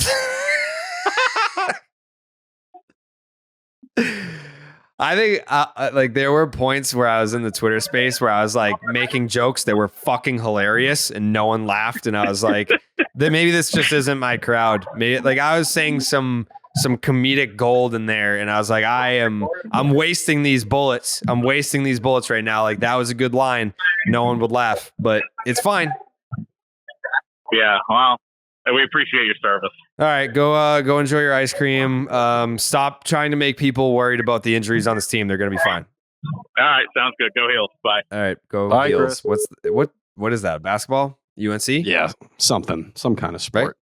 Right? I will say I'm not buying that Chris waved to me. I'm gonna put it out there like that right now. Yeah, he lies about shit like that. It just, you could hear it in his tone a little bit. I think anybody who was listening would probably feel that way. But like, I purposely walked past the door a couple times to see if they would call me in, just to be like, hey, Tyler, like, say hi to Chris. And no one brought me in. So like, I don't know. It says something. Well, he looks like he could be like, take your son to work day like that. And no one's like looking at Chris being like, oh, like there's a prominent journalist in the city. It did look that way, almost like they were having a father-son lunch because the door was closed and they had the TV on. It was like, put the TV on for your son so he's not, talking too much or whatever it may be. But, I was doing work. I was actually at work. So, like, no time for dilly-dallying. Yeah. Yeah. Are you freaked out about the injuries, Jared? No. Thank you. Let's go Red Sox. Let's go Red Sox. Let's go Red Sox. Go Red Sox. I can't even freak out about the Trevor Story stuff, first off, because like the roster at this point has been Kiké's my shortstop. Yes, but it's like counting him as like, things that went wrong. We've already understood, like that's just what it is. I think you got to count things that have started since spring training started. No one's out for a significant amount of time. There's no long-term injuries here. Why would I freak out? And I'm like, happy that they're being careful with guys. that's how it should be, right? So you're not risking something further happening here, especially with a James Paxton or whatever it may be. Brian Bale, like, dude, when he got forearm tightness, I was like, deep down, all right, Tommy John surgery. And knock on wood, that doesn't happen. But like, I didn't love that. It was terrifying. Like, that's the worst thing. And anyone Is that's he like throwing Yankees breaking fans, pitches yet? he's throwing the live BP on Saturday. So I believe so, because he's throwing full 100% bullpens. So he should be flashing it. I'm guessing they wouldn't throw him out against hitters if he hasn't been working on his breaking ball at all. So Right. I would say yes. That's the only thing that makes sense. But yeah, as a Yankees fan, you're not fucking freaked out about Carlos Rodon right now. You're terrified. So if it takes a week, if it takes a week or two or whatever it is for those guys to get right, cool. I'm ready to ride with Tanner Houck and Cutter Crawford in my rotation, and I'm not going to think twice. You know why? Because the first 3 series of the season are the Orioles, the Pirates, and the Tigers. No excuses. None. You should clean up against I those don't want to teams. be... I don't want, like, speaking of like inducing panic for no reason, I don't want to bring this up right now, but I feel like it would be disingenuous if I didn't bring it up after it was brought to my attention when we were doing the I still have Red Sox season tickets, by the way. So we were doing the draft, and I was looking at a particular part of the schedule, and I was like, wait a second, what?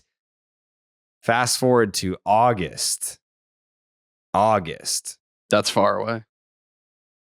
On August 18th, you go to the Bronx for 3, Houston for 4, then the Dodgers come here for 3, and then the Astros come here for 3 to finish out the month. And you only have 3 off days in the entire month. That's scary. That's rough. That is a fucking gauntlet. Well, then you add on to the fact that at that point, even if things go well, Chris Sale will probably be running on fumes a little bit. James Paxton will be running on fumes a little bit. Garrett Whitlock, like, you're going to be pushing these guys at this point against some terrifying lineups. I'm going to be honest, the Dodgers don't terrify me right now. Those are definitely though all of those games, there's no off days. That is 13 straight games. 13 straight games. Yankees, Astros, Dodgers, Astros. That's rough. That is not fun. And you also open the month you're in Seattle. So you're coming back from the West Coast to start the month. Then you got the off day. Then you play the Blue Jays for 3. So yeah, August. By the time that we get to August, the narrative of this podcast is going to become just survive August. That's it. August is a fucking minefield. You gotta survive August. You can absorb some blows in there. You gotta come out on the other side of August, not out of it. Because what comes after August? September. And that's crunch time, Tyler. You can't be limping into August.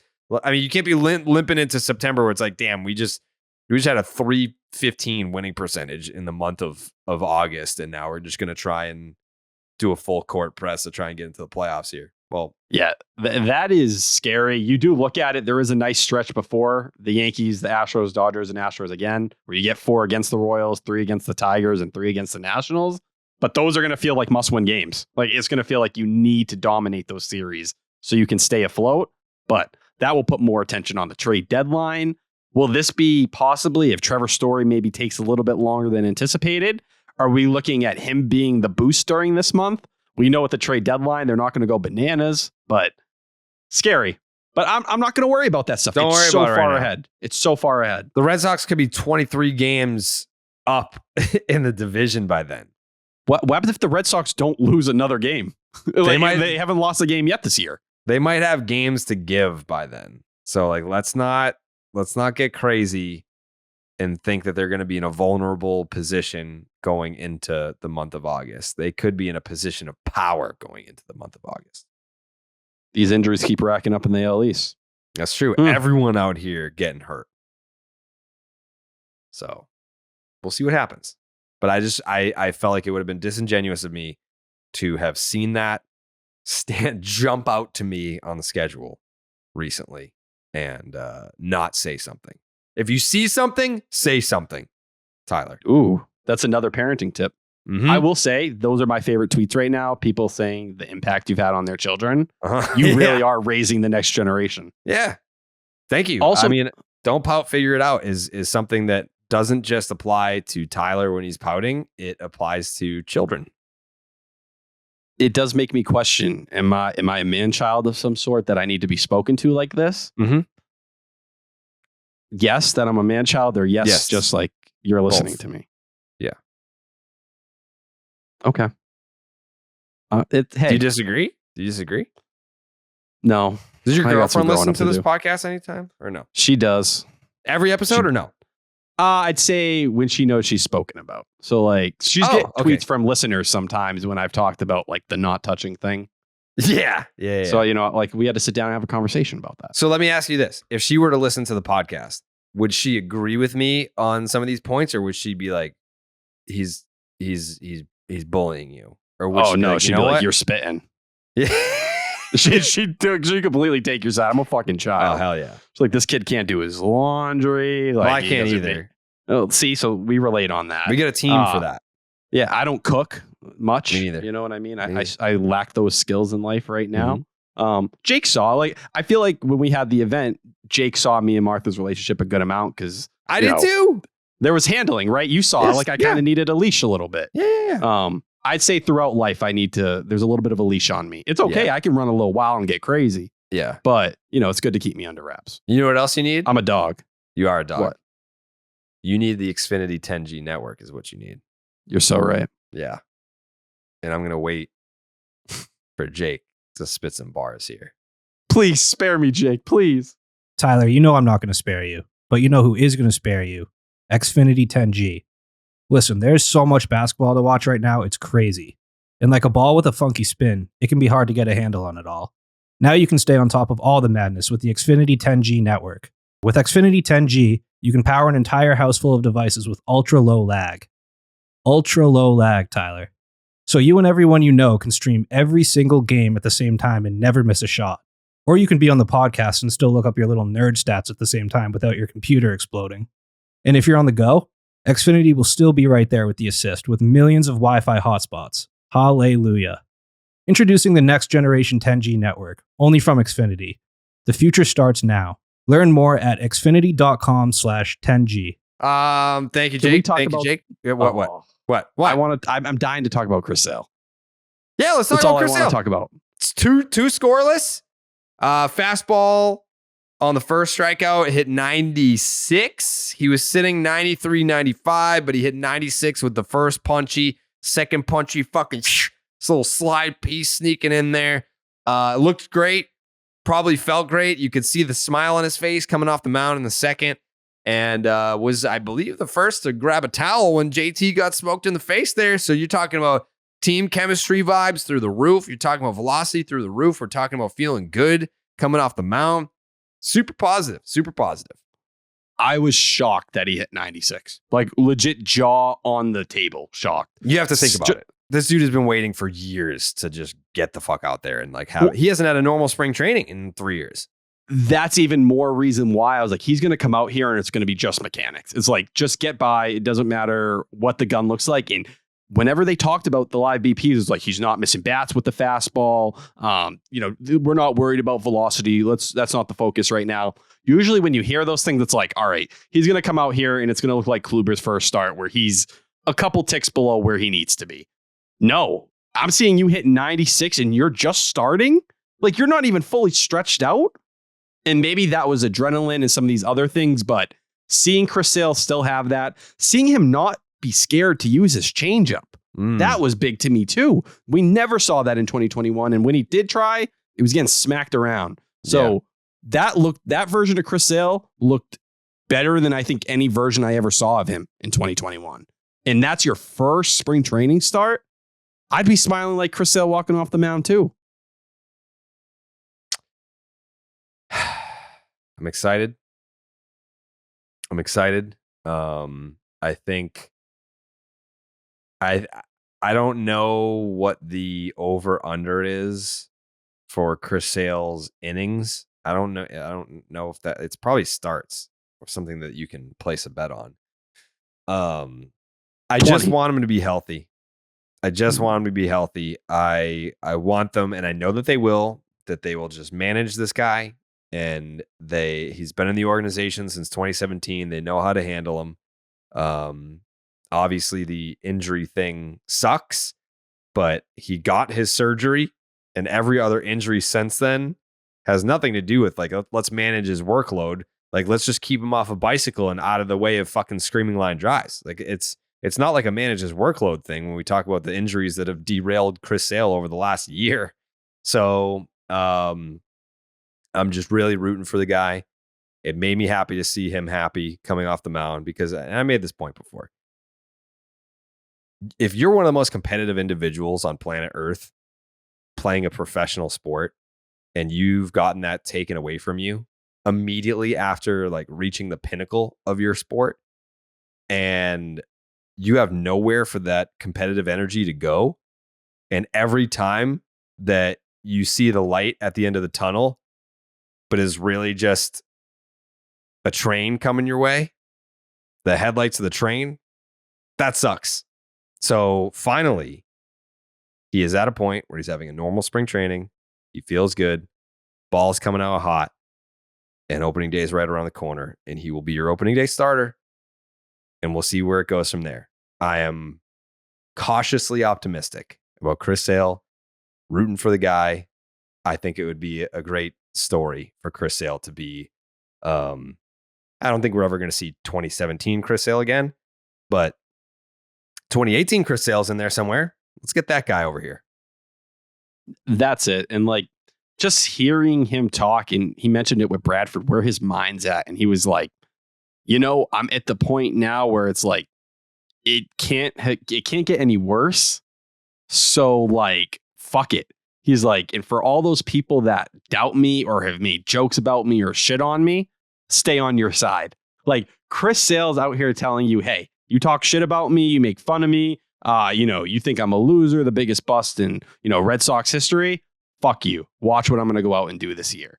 And he talked about it. It was like, baseball was my favorite toy, and my favorite toy has been taken again and again and again. He's like, I don't know what I have left after this Red Sox contract, but the next 2 years, this year and next year, that's all I know I have.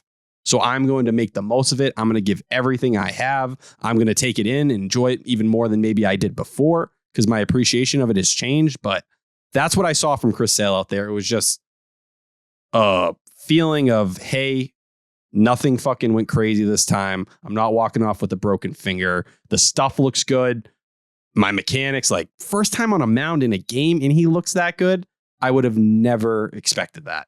And that's not saying he's going to be an ace or anything like that, but to come out of your first spring start, we saw James Paxton tweaks a hamstring, and look at how the whole picture on that changes. Everyone gets down on it again. You see Chris Sale comes out pumping heat like that. Everybody's hyped. Even the haters were hyped. Nobody could deny it except Maz. Maz was the one person who wasn't impressed. But I think anyone who had questions about the Red Sox and still do, that was arguably the biggest boost of hope we've had since spring training started. And there's been plenty of reasons to be positive. That's our biggest one so far. Yeah. By the way, my final thought, Tyler had my back big time today on 98.5 The Sports Hub. Thank you. And Hardy, who I love, by the way. The man, the absolute man. I love Hardy. One of the best senses of humor in sports media history. Come on, Hardy.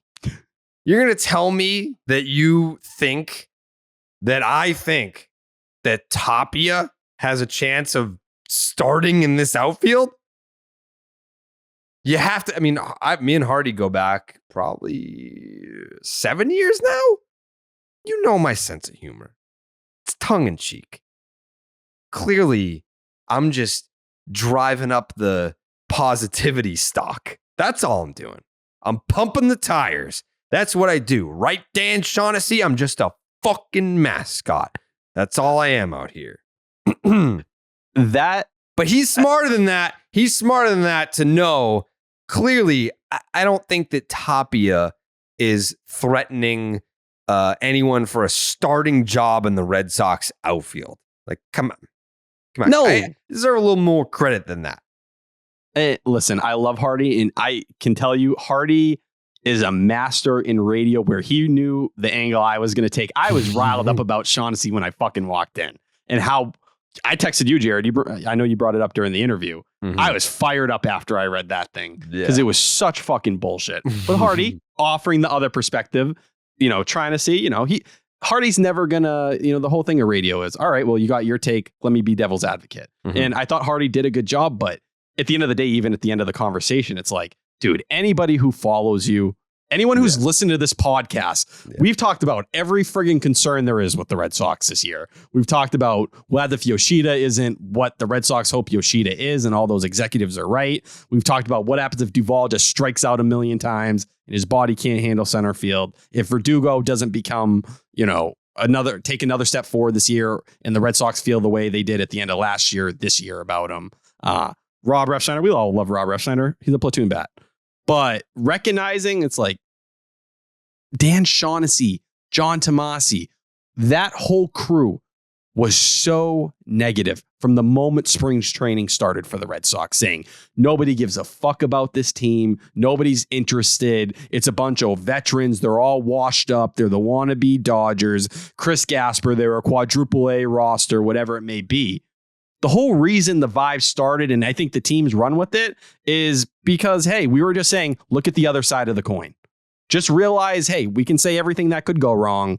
What about the other side where if things go right? Can we just recognize that? And you have Dan Shaughnessy getting on his soapbox, fucking crying, oh, I can't be negative about the Red Sox. Why? Everybody has to be positive. Shut the fuck up. Honestly, shut the fuck up. You started this way with all this negativity, and we just said, hear out the positive side. Now you're trying to flip it all the way around because why? John Tomasi can't even run away from it and has to say, yeah, the vibes are pretty good down here right now. That's what it is. It's classic Shaughnessy trying to flip the script on people. And it's like, first off, the way he talked about you, it's like hyping you the fuck up and then trying to like dunk on you at the same time. First off, Shaughnessy, he got ratioed on Twitter so fucking bad. Can someone go look at Twitter right now? But it's just, dude, don't act like you're the one doing something revolutionary here and saying, look at both sides. I think that's all we've tried to do. And that's really the roots of the whole vibes thing in the first place. Yeah. I'm going to get Dan on the podcast probably opening week at some point just to hash it out. But I like Dan. They're obviously, so what Dan did right there is what like Pete Abe doesn't have the balls to do. Pete Abe is a fucking pussy. Dan will just like be like, yeah, all right, you want to be like Mr. fucking Red Sox guy? All right, well, fuck you. I'm gonna like shred you in the newspaper. That's awesome. That's it. That's great. Like we literally texted about it after, and I shit on him. Like I so, but like just to give you some behind the scenes of, because everyone's like, damn man, fuck Dan Shaughnessy, that piece of shit, and like he doesn't respect you, bro. So I said, he texted me. He said, glad you like it. Will I see you at Fenway South today? And I was like, yeah, I'm not there yet. So I said, I'll see you back up here opening day and we can do a podcast in the dugout and you can tell me about how bad they're going to be this year. And he said, anytime. And I said, is that something you have to ask permission for? Or do you have enough clout over there after 80 years of service so that you can do what you want? And he said, the latter. And I said, perfect. So, I mean, Dan, like, obviously, if you're a Boston sports fan, you know who Dan Shaughnessy is, and he's a miserable fuck. And he obviously takes every negative angle that he can. But I think he at least respects what we do here. He doesn't get it. He doesn't understand it. It's not how his brain is wired. But like on the same token, like whenever someone like describes like, that their disdain for Dan Shaughnessy, I'm like, but his job isn't to be right. His job isn't to make sense. His job is to get people to read his columns. And when he pisses everyone off, he gets people to read his columns. So that's why he's great. You don't have to like him. I don't think he's in the business to be liked. He's in the business to put eyeballs on the product. And he does that. Arguably, besides like Felger, I mean, he's one of the best. He's one of the best of all time. So for me, it was almost an honor to be in the same sentence. He called me likable. He said, we're running an empire over here. You're fucking right. We are, Dan. You're right. But we do it in a positive way. And I will not apologize for that. I think it's why we're successful is because you have traditional media like the Dan Shaughnessy's of the world, like the sports radios of the world. Not everyone, but some people in sports radio choose the negative route, and fans get sick and tired of it. And they're like, where are the people that actually like this team? Where can we listen to people talk about the team that actually like the team and think that some positive things can happen? Oh, Jared, Tyler, Jake, that's great. Let's go over here. Pete, Coley, Steve, Joey. They go over there and they listen to that. And there's room for both. And I've been saying that since the very beginning. So I just wanted to say that about Dan because I like Dan. And I think deep down Dan likes me too. So it was just a very funny column to wake up to. That is, I opened my eyes and had this text message from Tyler, and he said, you made him cry with a link to a Boston Globe article. And I swear to you, I started reading it and I thought it was Pete Abe that wrote it. I thought he was crying about like us talking about the bathroom thing in the podcast. And I'm like reading it. I was like, what Twitter dust up did I have with Pete? I was like, we haven't interacted in years. And I was like, oh, it's Shaughnessy. Oh, okay. So I went from like, fuck, is this going to be one of the, like, he's like crying, like, oh, people bully me and I can't even piss at work. I thought it was going to be one of those where like, if like the context was lost in the backstory that people were going to be coming for my head that day. I was like, fuck, here we go. But then it was Dan and I was like, oh, this is awesome. Like, this is funny. So, and like when it comes to Shaughnessy and I go off, what I just did is exactly why, like you said, he does what he does. It's to rile people up. And he's the best at it. For people, like I've gotten messages before. It's like, well, why are you disrespectful to Dan? I'm not, dude. Dan has accomplished a million times more than anything I've ever even touched. He's a legend and he's good at pissing people off. He pisses me off. I've gone on he's good at pissing people off. He pisses me off all the time. Yeah. I've gone on more rants on this podcast, on radio. When I was an intern on Zolak and Bertrand, he had a weekly spot on Zolak and Bertrand. So he'd come in and just spit his takes and I'd be sitting in the back angry because like no one wants to listen to the fucking intern talk. So yeah, he hit it there. I just don't give me this whole thing where you're so, I just want to be able to express the negativity that could happen with this team. For fuck's sakes, we've done that all off season. We're just asking you to see some of the positivity. And even in that article, he would not address the positivity. He actually, for the first time, said something positive about Tristan Cassis, which fucking congratulations. You're going to have a lot more to say on that, Dan. But man, I think it would be a blast to have him on this podcast because he doesn't give a fuck. He's going to say what he wants to say. And at the end of the day, that's the game. Yep. He's been on before. And Jared, I know, I'm not asking you to tell this story, but as you've told me in the past, like when I've asked, oh, what is he like? It's always positive. It's always like, he's just someone, like you said, he may not understand it. We're a younger generation. We're doing different stuff, but he sees it works. He's going to tip his cap to it. Doesn't mean he agrees with it, but he's going to tip his cap. Yeah. Two things about Dan Shaughnessy. The first one was we got into a spat in 2016, I want to say, around there. And it might have been, I think it was 16 or 17, because I was doing NBC Sports Boston. And he was on Zolak and Bertrand. And I had some sort of like news tidbit in a blog. And then Zoe and Beetle were talking about me on the show. And Dan was like, why do we care what he has to think? Like, he's not in the clubhouse. And then they were like, ooh, but like, he talks to the players, like he's connected over there. And Dan was like, yeah, but he's not in the clubhouse. And then I like wrote a blog about it, just like ethered him, because I knew he's low hanging fruit. Like, if you want to get a cheap pop from the crowd, you shit on Dan Shaughnessy and everyone's like, yeah. So it was a cheap pop blog that I wrote, and he ended up reaching out, and he was like, what's your availability? Like, let's grab dinner. And I was like, oh, okay. Like he took me out to dinner in the same plaza that the old NBC Sports Boston studio was in. And he just was like, let me get to know this guy. Like, what's your deal? Like, who are you as a person? Who are you as a human being? So we grabbed dinner, and like he basically conducted an interview for a story that he never wrote. He was just getting information about who I am as a guy and what makes me tick and what it is that I do.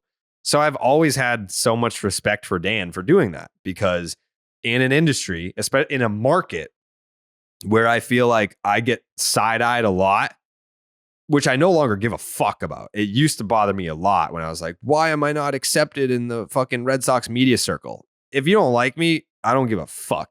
Like, I do not give a flying fuck, because, again, I've said this before, look at the scoreboard. It's a blowout. I have respect for Dan, and I have so much respect for Steve Buckley. Steve Buckley was the first to be like, what's the deal with this Carrabis kid? And he's been a great friend and a mentor to me ever since. He's a guy that if I'm just in the neighborhood, I'll just call him up and be like, hey, I'm in the neighborhood, I'm coming by. And I'll just fucking go sit on the couch and like talk to Buck for like 4 fucking hours and like play with his dogs. Buck's the man.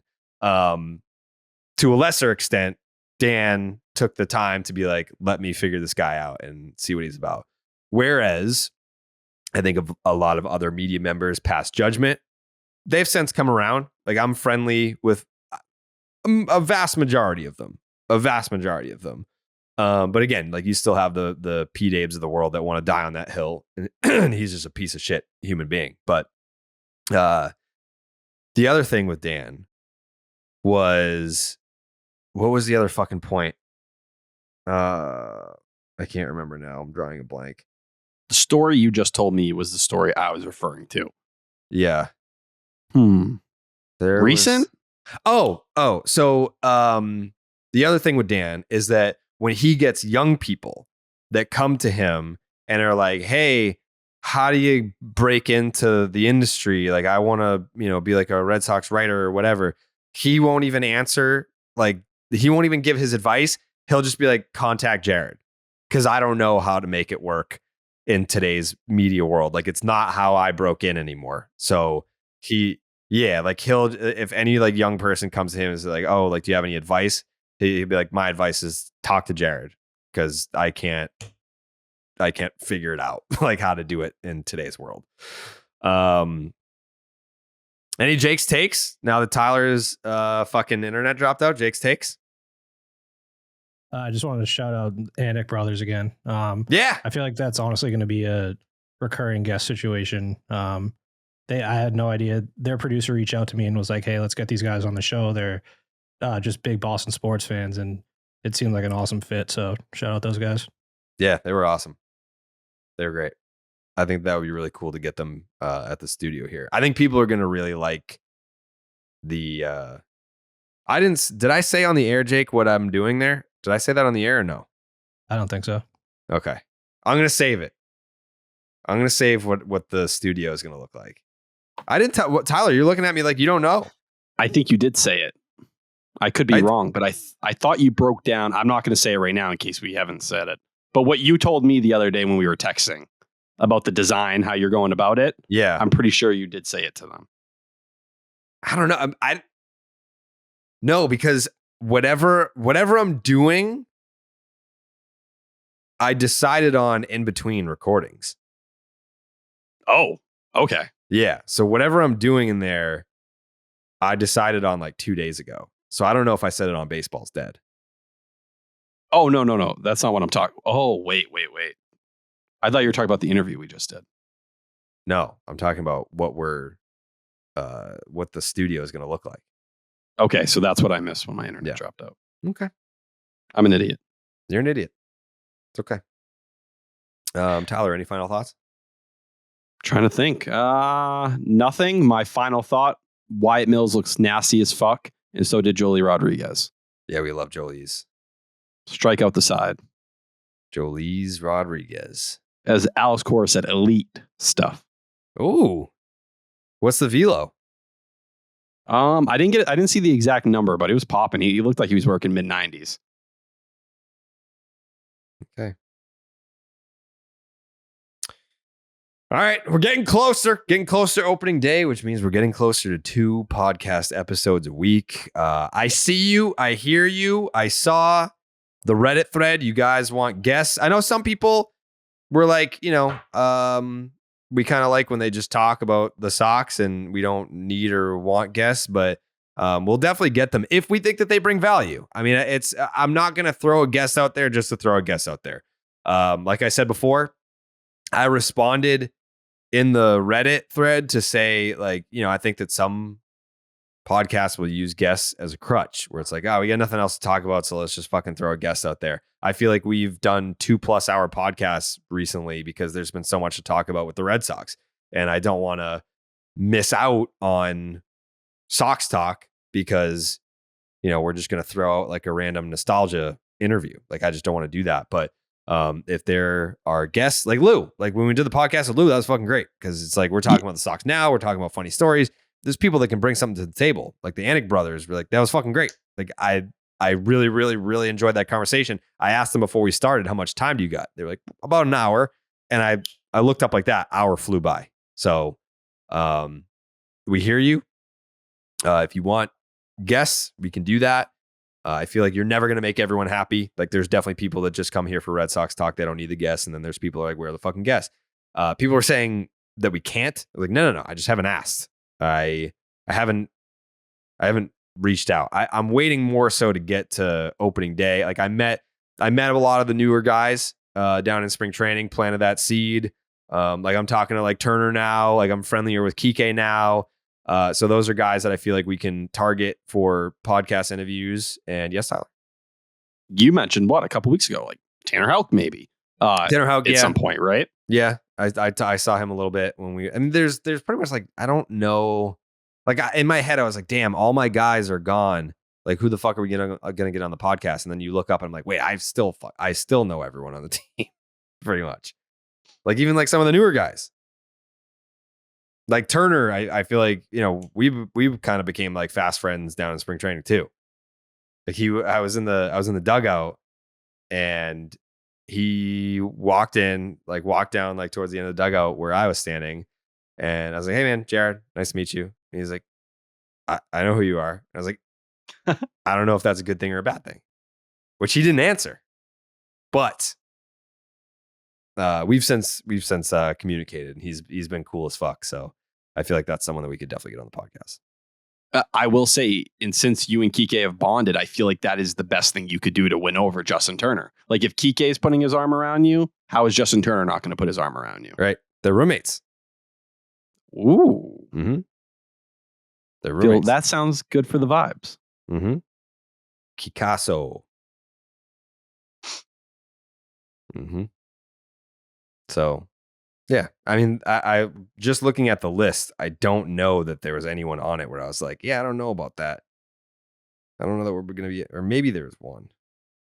Are there any interviews now that we're 3 weeks from the season? We got 2 episodes before we actually start that you're like, I wish we did, that we didn't end up doing, or just, it didn't line up over the off season, or yeah, just over the off season where you're like, oh no, that was someone I wanted to have on, but we didn't, for whatever reason, it didn't happen.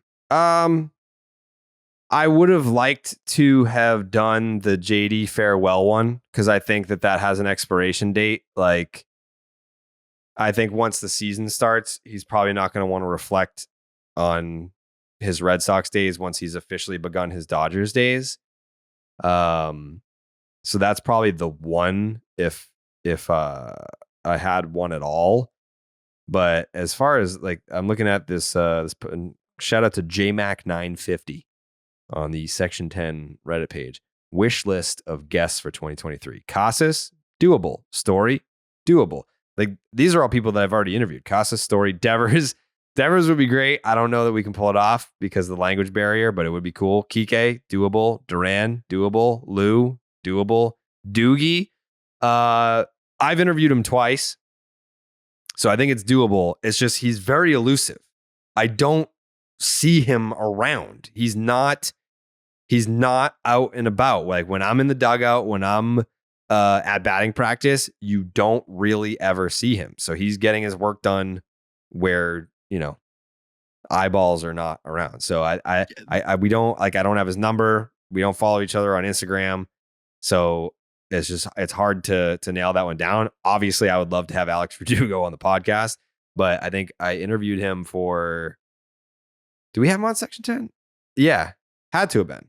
Yeah, because I think Steve was part of the conversation. I think I interviewed him for Starting 9 as part of his all-star push in 2021. That might make sense. Yeah. And then I think we also had him on Section 10 as well. So Sale, haven't done that one since 2019, but it's still doable. Now, this might be a dumb question. I've never even asked you this off air, but when you look at a lot of these guys that you've done interviews with, you don't look at it as a fresh interview with the podcast being rebranded now. You look at it as like, we've done you, so we're going to be running it back. It won't be like a repackaging or anything. It's going to have to be the next, let's talk about what's happened since then, other topics, basically. Yeah. And I think a lot of the listeners, take it from another angle sometimes where they're like, oh, well, why don't you run this one back or run this one back? It's like, well, you can only have the same conversation so many times, right? Yeah. And I think a lot of the listeners of this podcast are like OGs. Like, I think a lot of people that listen are like, I've been listening since 2018. I've been listening since fucking 2016. Like, it goes back that far. I just saw like we what was it, March 5th maybe was 8 years since the launch of Section 10. 8 fucking years. That's crazy. But I remember walking home from high school and listening to that first episode, and I was like, that's crazy. Wow. Dude, junior year of high school, I remember I was walking home bumping that shit. And I was like, oh, like I had an iPhone 4 at the time. Like, I was like, finally. 4. Dude, at that time, all I used to listen to was ESPN radio, or ESPN. They had like podcasts you could download. So I was listening to that, which was like First Take, His and Hers, like all this shit. I listened to a lot of Effectively Wild at that time from Baseball Prospectus. But when you dropped that, I was like, finally, this is the Red Sox podcast I can listen to. And not bad. Not bad 8 years later. Then you ended up on it. I'm out here, baby. On it. And I think when we had that, when I went on ITM with Steve and Joey, I can't remember if it was on the air or off the air, but we were talking about like the naming rights thing. And I think Steve was like, like he's like selfishly, like, I'm kind of glad that it's not called Section 10. Like, Section 10 kind of like dies with us. But the way that I see it is, if I can get the naming rights back, I'm not going to do it. I'm not going to like make it Section 10 just because it's like, oh, that's a name that people recognize and it's good for like marketing and like fan recognition and more downloads. I'm doing it because when I started Section 10, that's where I fucking sit. It's my viewpoint of the team. Like, when I was a kid, I started sitting in Section 10 when I was 9. So for the longest time, that's the only viewpoint of the Red Sox that I ever had. So the concept in the beginning was like I'm always going to be here. I've been on every single episode of Section 10 and now Name Redacted. I'm the only one that's been on every single episode. So it's almost like I'm sitting in Section 10 and it's, who am I bringing to the game today? Steve came to a lot of games. Coley came to a lot of games. Now Jake comes to a lot of games. And now Tyler comes to a lot of games. But at the end of the day, who's been at every game? That's me. So if I had the opportunity to call it Section 10 again, just because it's different, it's a different cast, it's a different group, it's different people. Yeah, I would do it. I would do it, because that was like Pete, again, another guy. It's like Pete's been here a fuck ton. And like, these are all people that I would bring to games with me. So that's how I see it. And that's why I wouldn't be like, you know what? Section 10 should die with like that group. It's like, no, sometimes like everyone's got that friend that they call up when they get tickets. And it's like, well, what if that person can't go? There's someone else that you call and you're still going to go to the game. That's how I see it. Whitlock, I don't know. He's very quiet, but I would say like he's the only maybe. Everyone else has been like a pretty much yes. Alfaro, I kind of met him a little bit. I don't know if his English is great. I haven't heard him talk a lot. So that's a maybe. Bob, love Bob. Bob's the man. Like, how good of a guy is Bob? Just a genuine, amazing person. And I wish more people knew that. I wish more people knew how great of a dude Bobby Dahlbeck is. Jolie's, I would love to get him on. Did not get the chance to meet him. His session was electric. Yeah, would love to get him on. Kenley, didn't get the chance to meet him. He was always on the move. Every time I saw him, he was either throwing a hitters or he was walking somewhere. He was never parked. He was never just someone that you could approach. He was always on the move. Heim and or Cora, we could run those back as well. Pedroia, his first interview is outstanding. One of my favorites of all time. I'd love to get him back. And then Mike Monaco, who I've never had on, but would love to get him on the podcast. We went out for drinks, whatever night that was that the Celtics beat the Sixers. He's great. I would love to get Monaco on. So yeah, and then throw Kevin Youkilis on that list as well. There's one name I'm surprised you haven't said yet. This is that's the end of the list. This is the list from the Reddit thread. There's one guy who got slept on there. There's one guy who got slept on that is not on that list. Has he been on the podcast before? Nope. Player? Yep.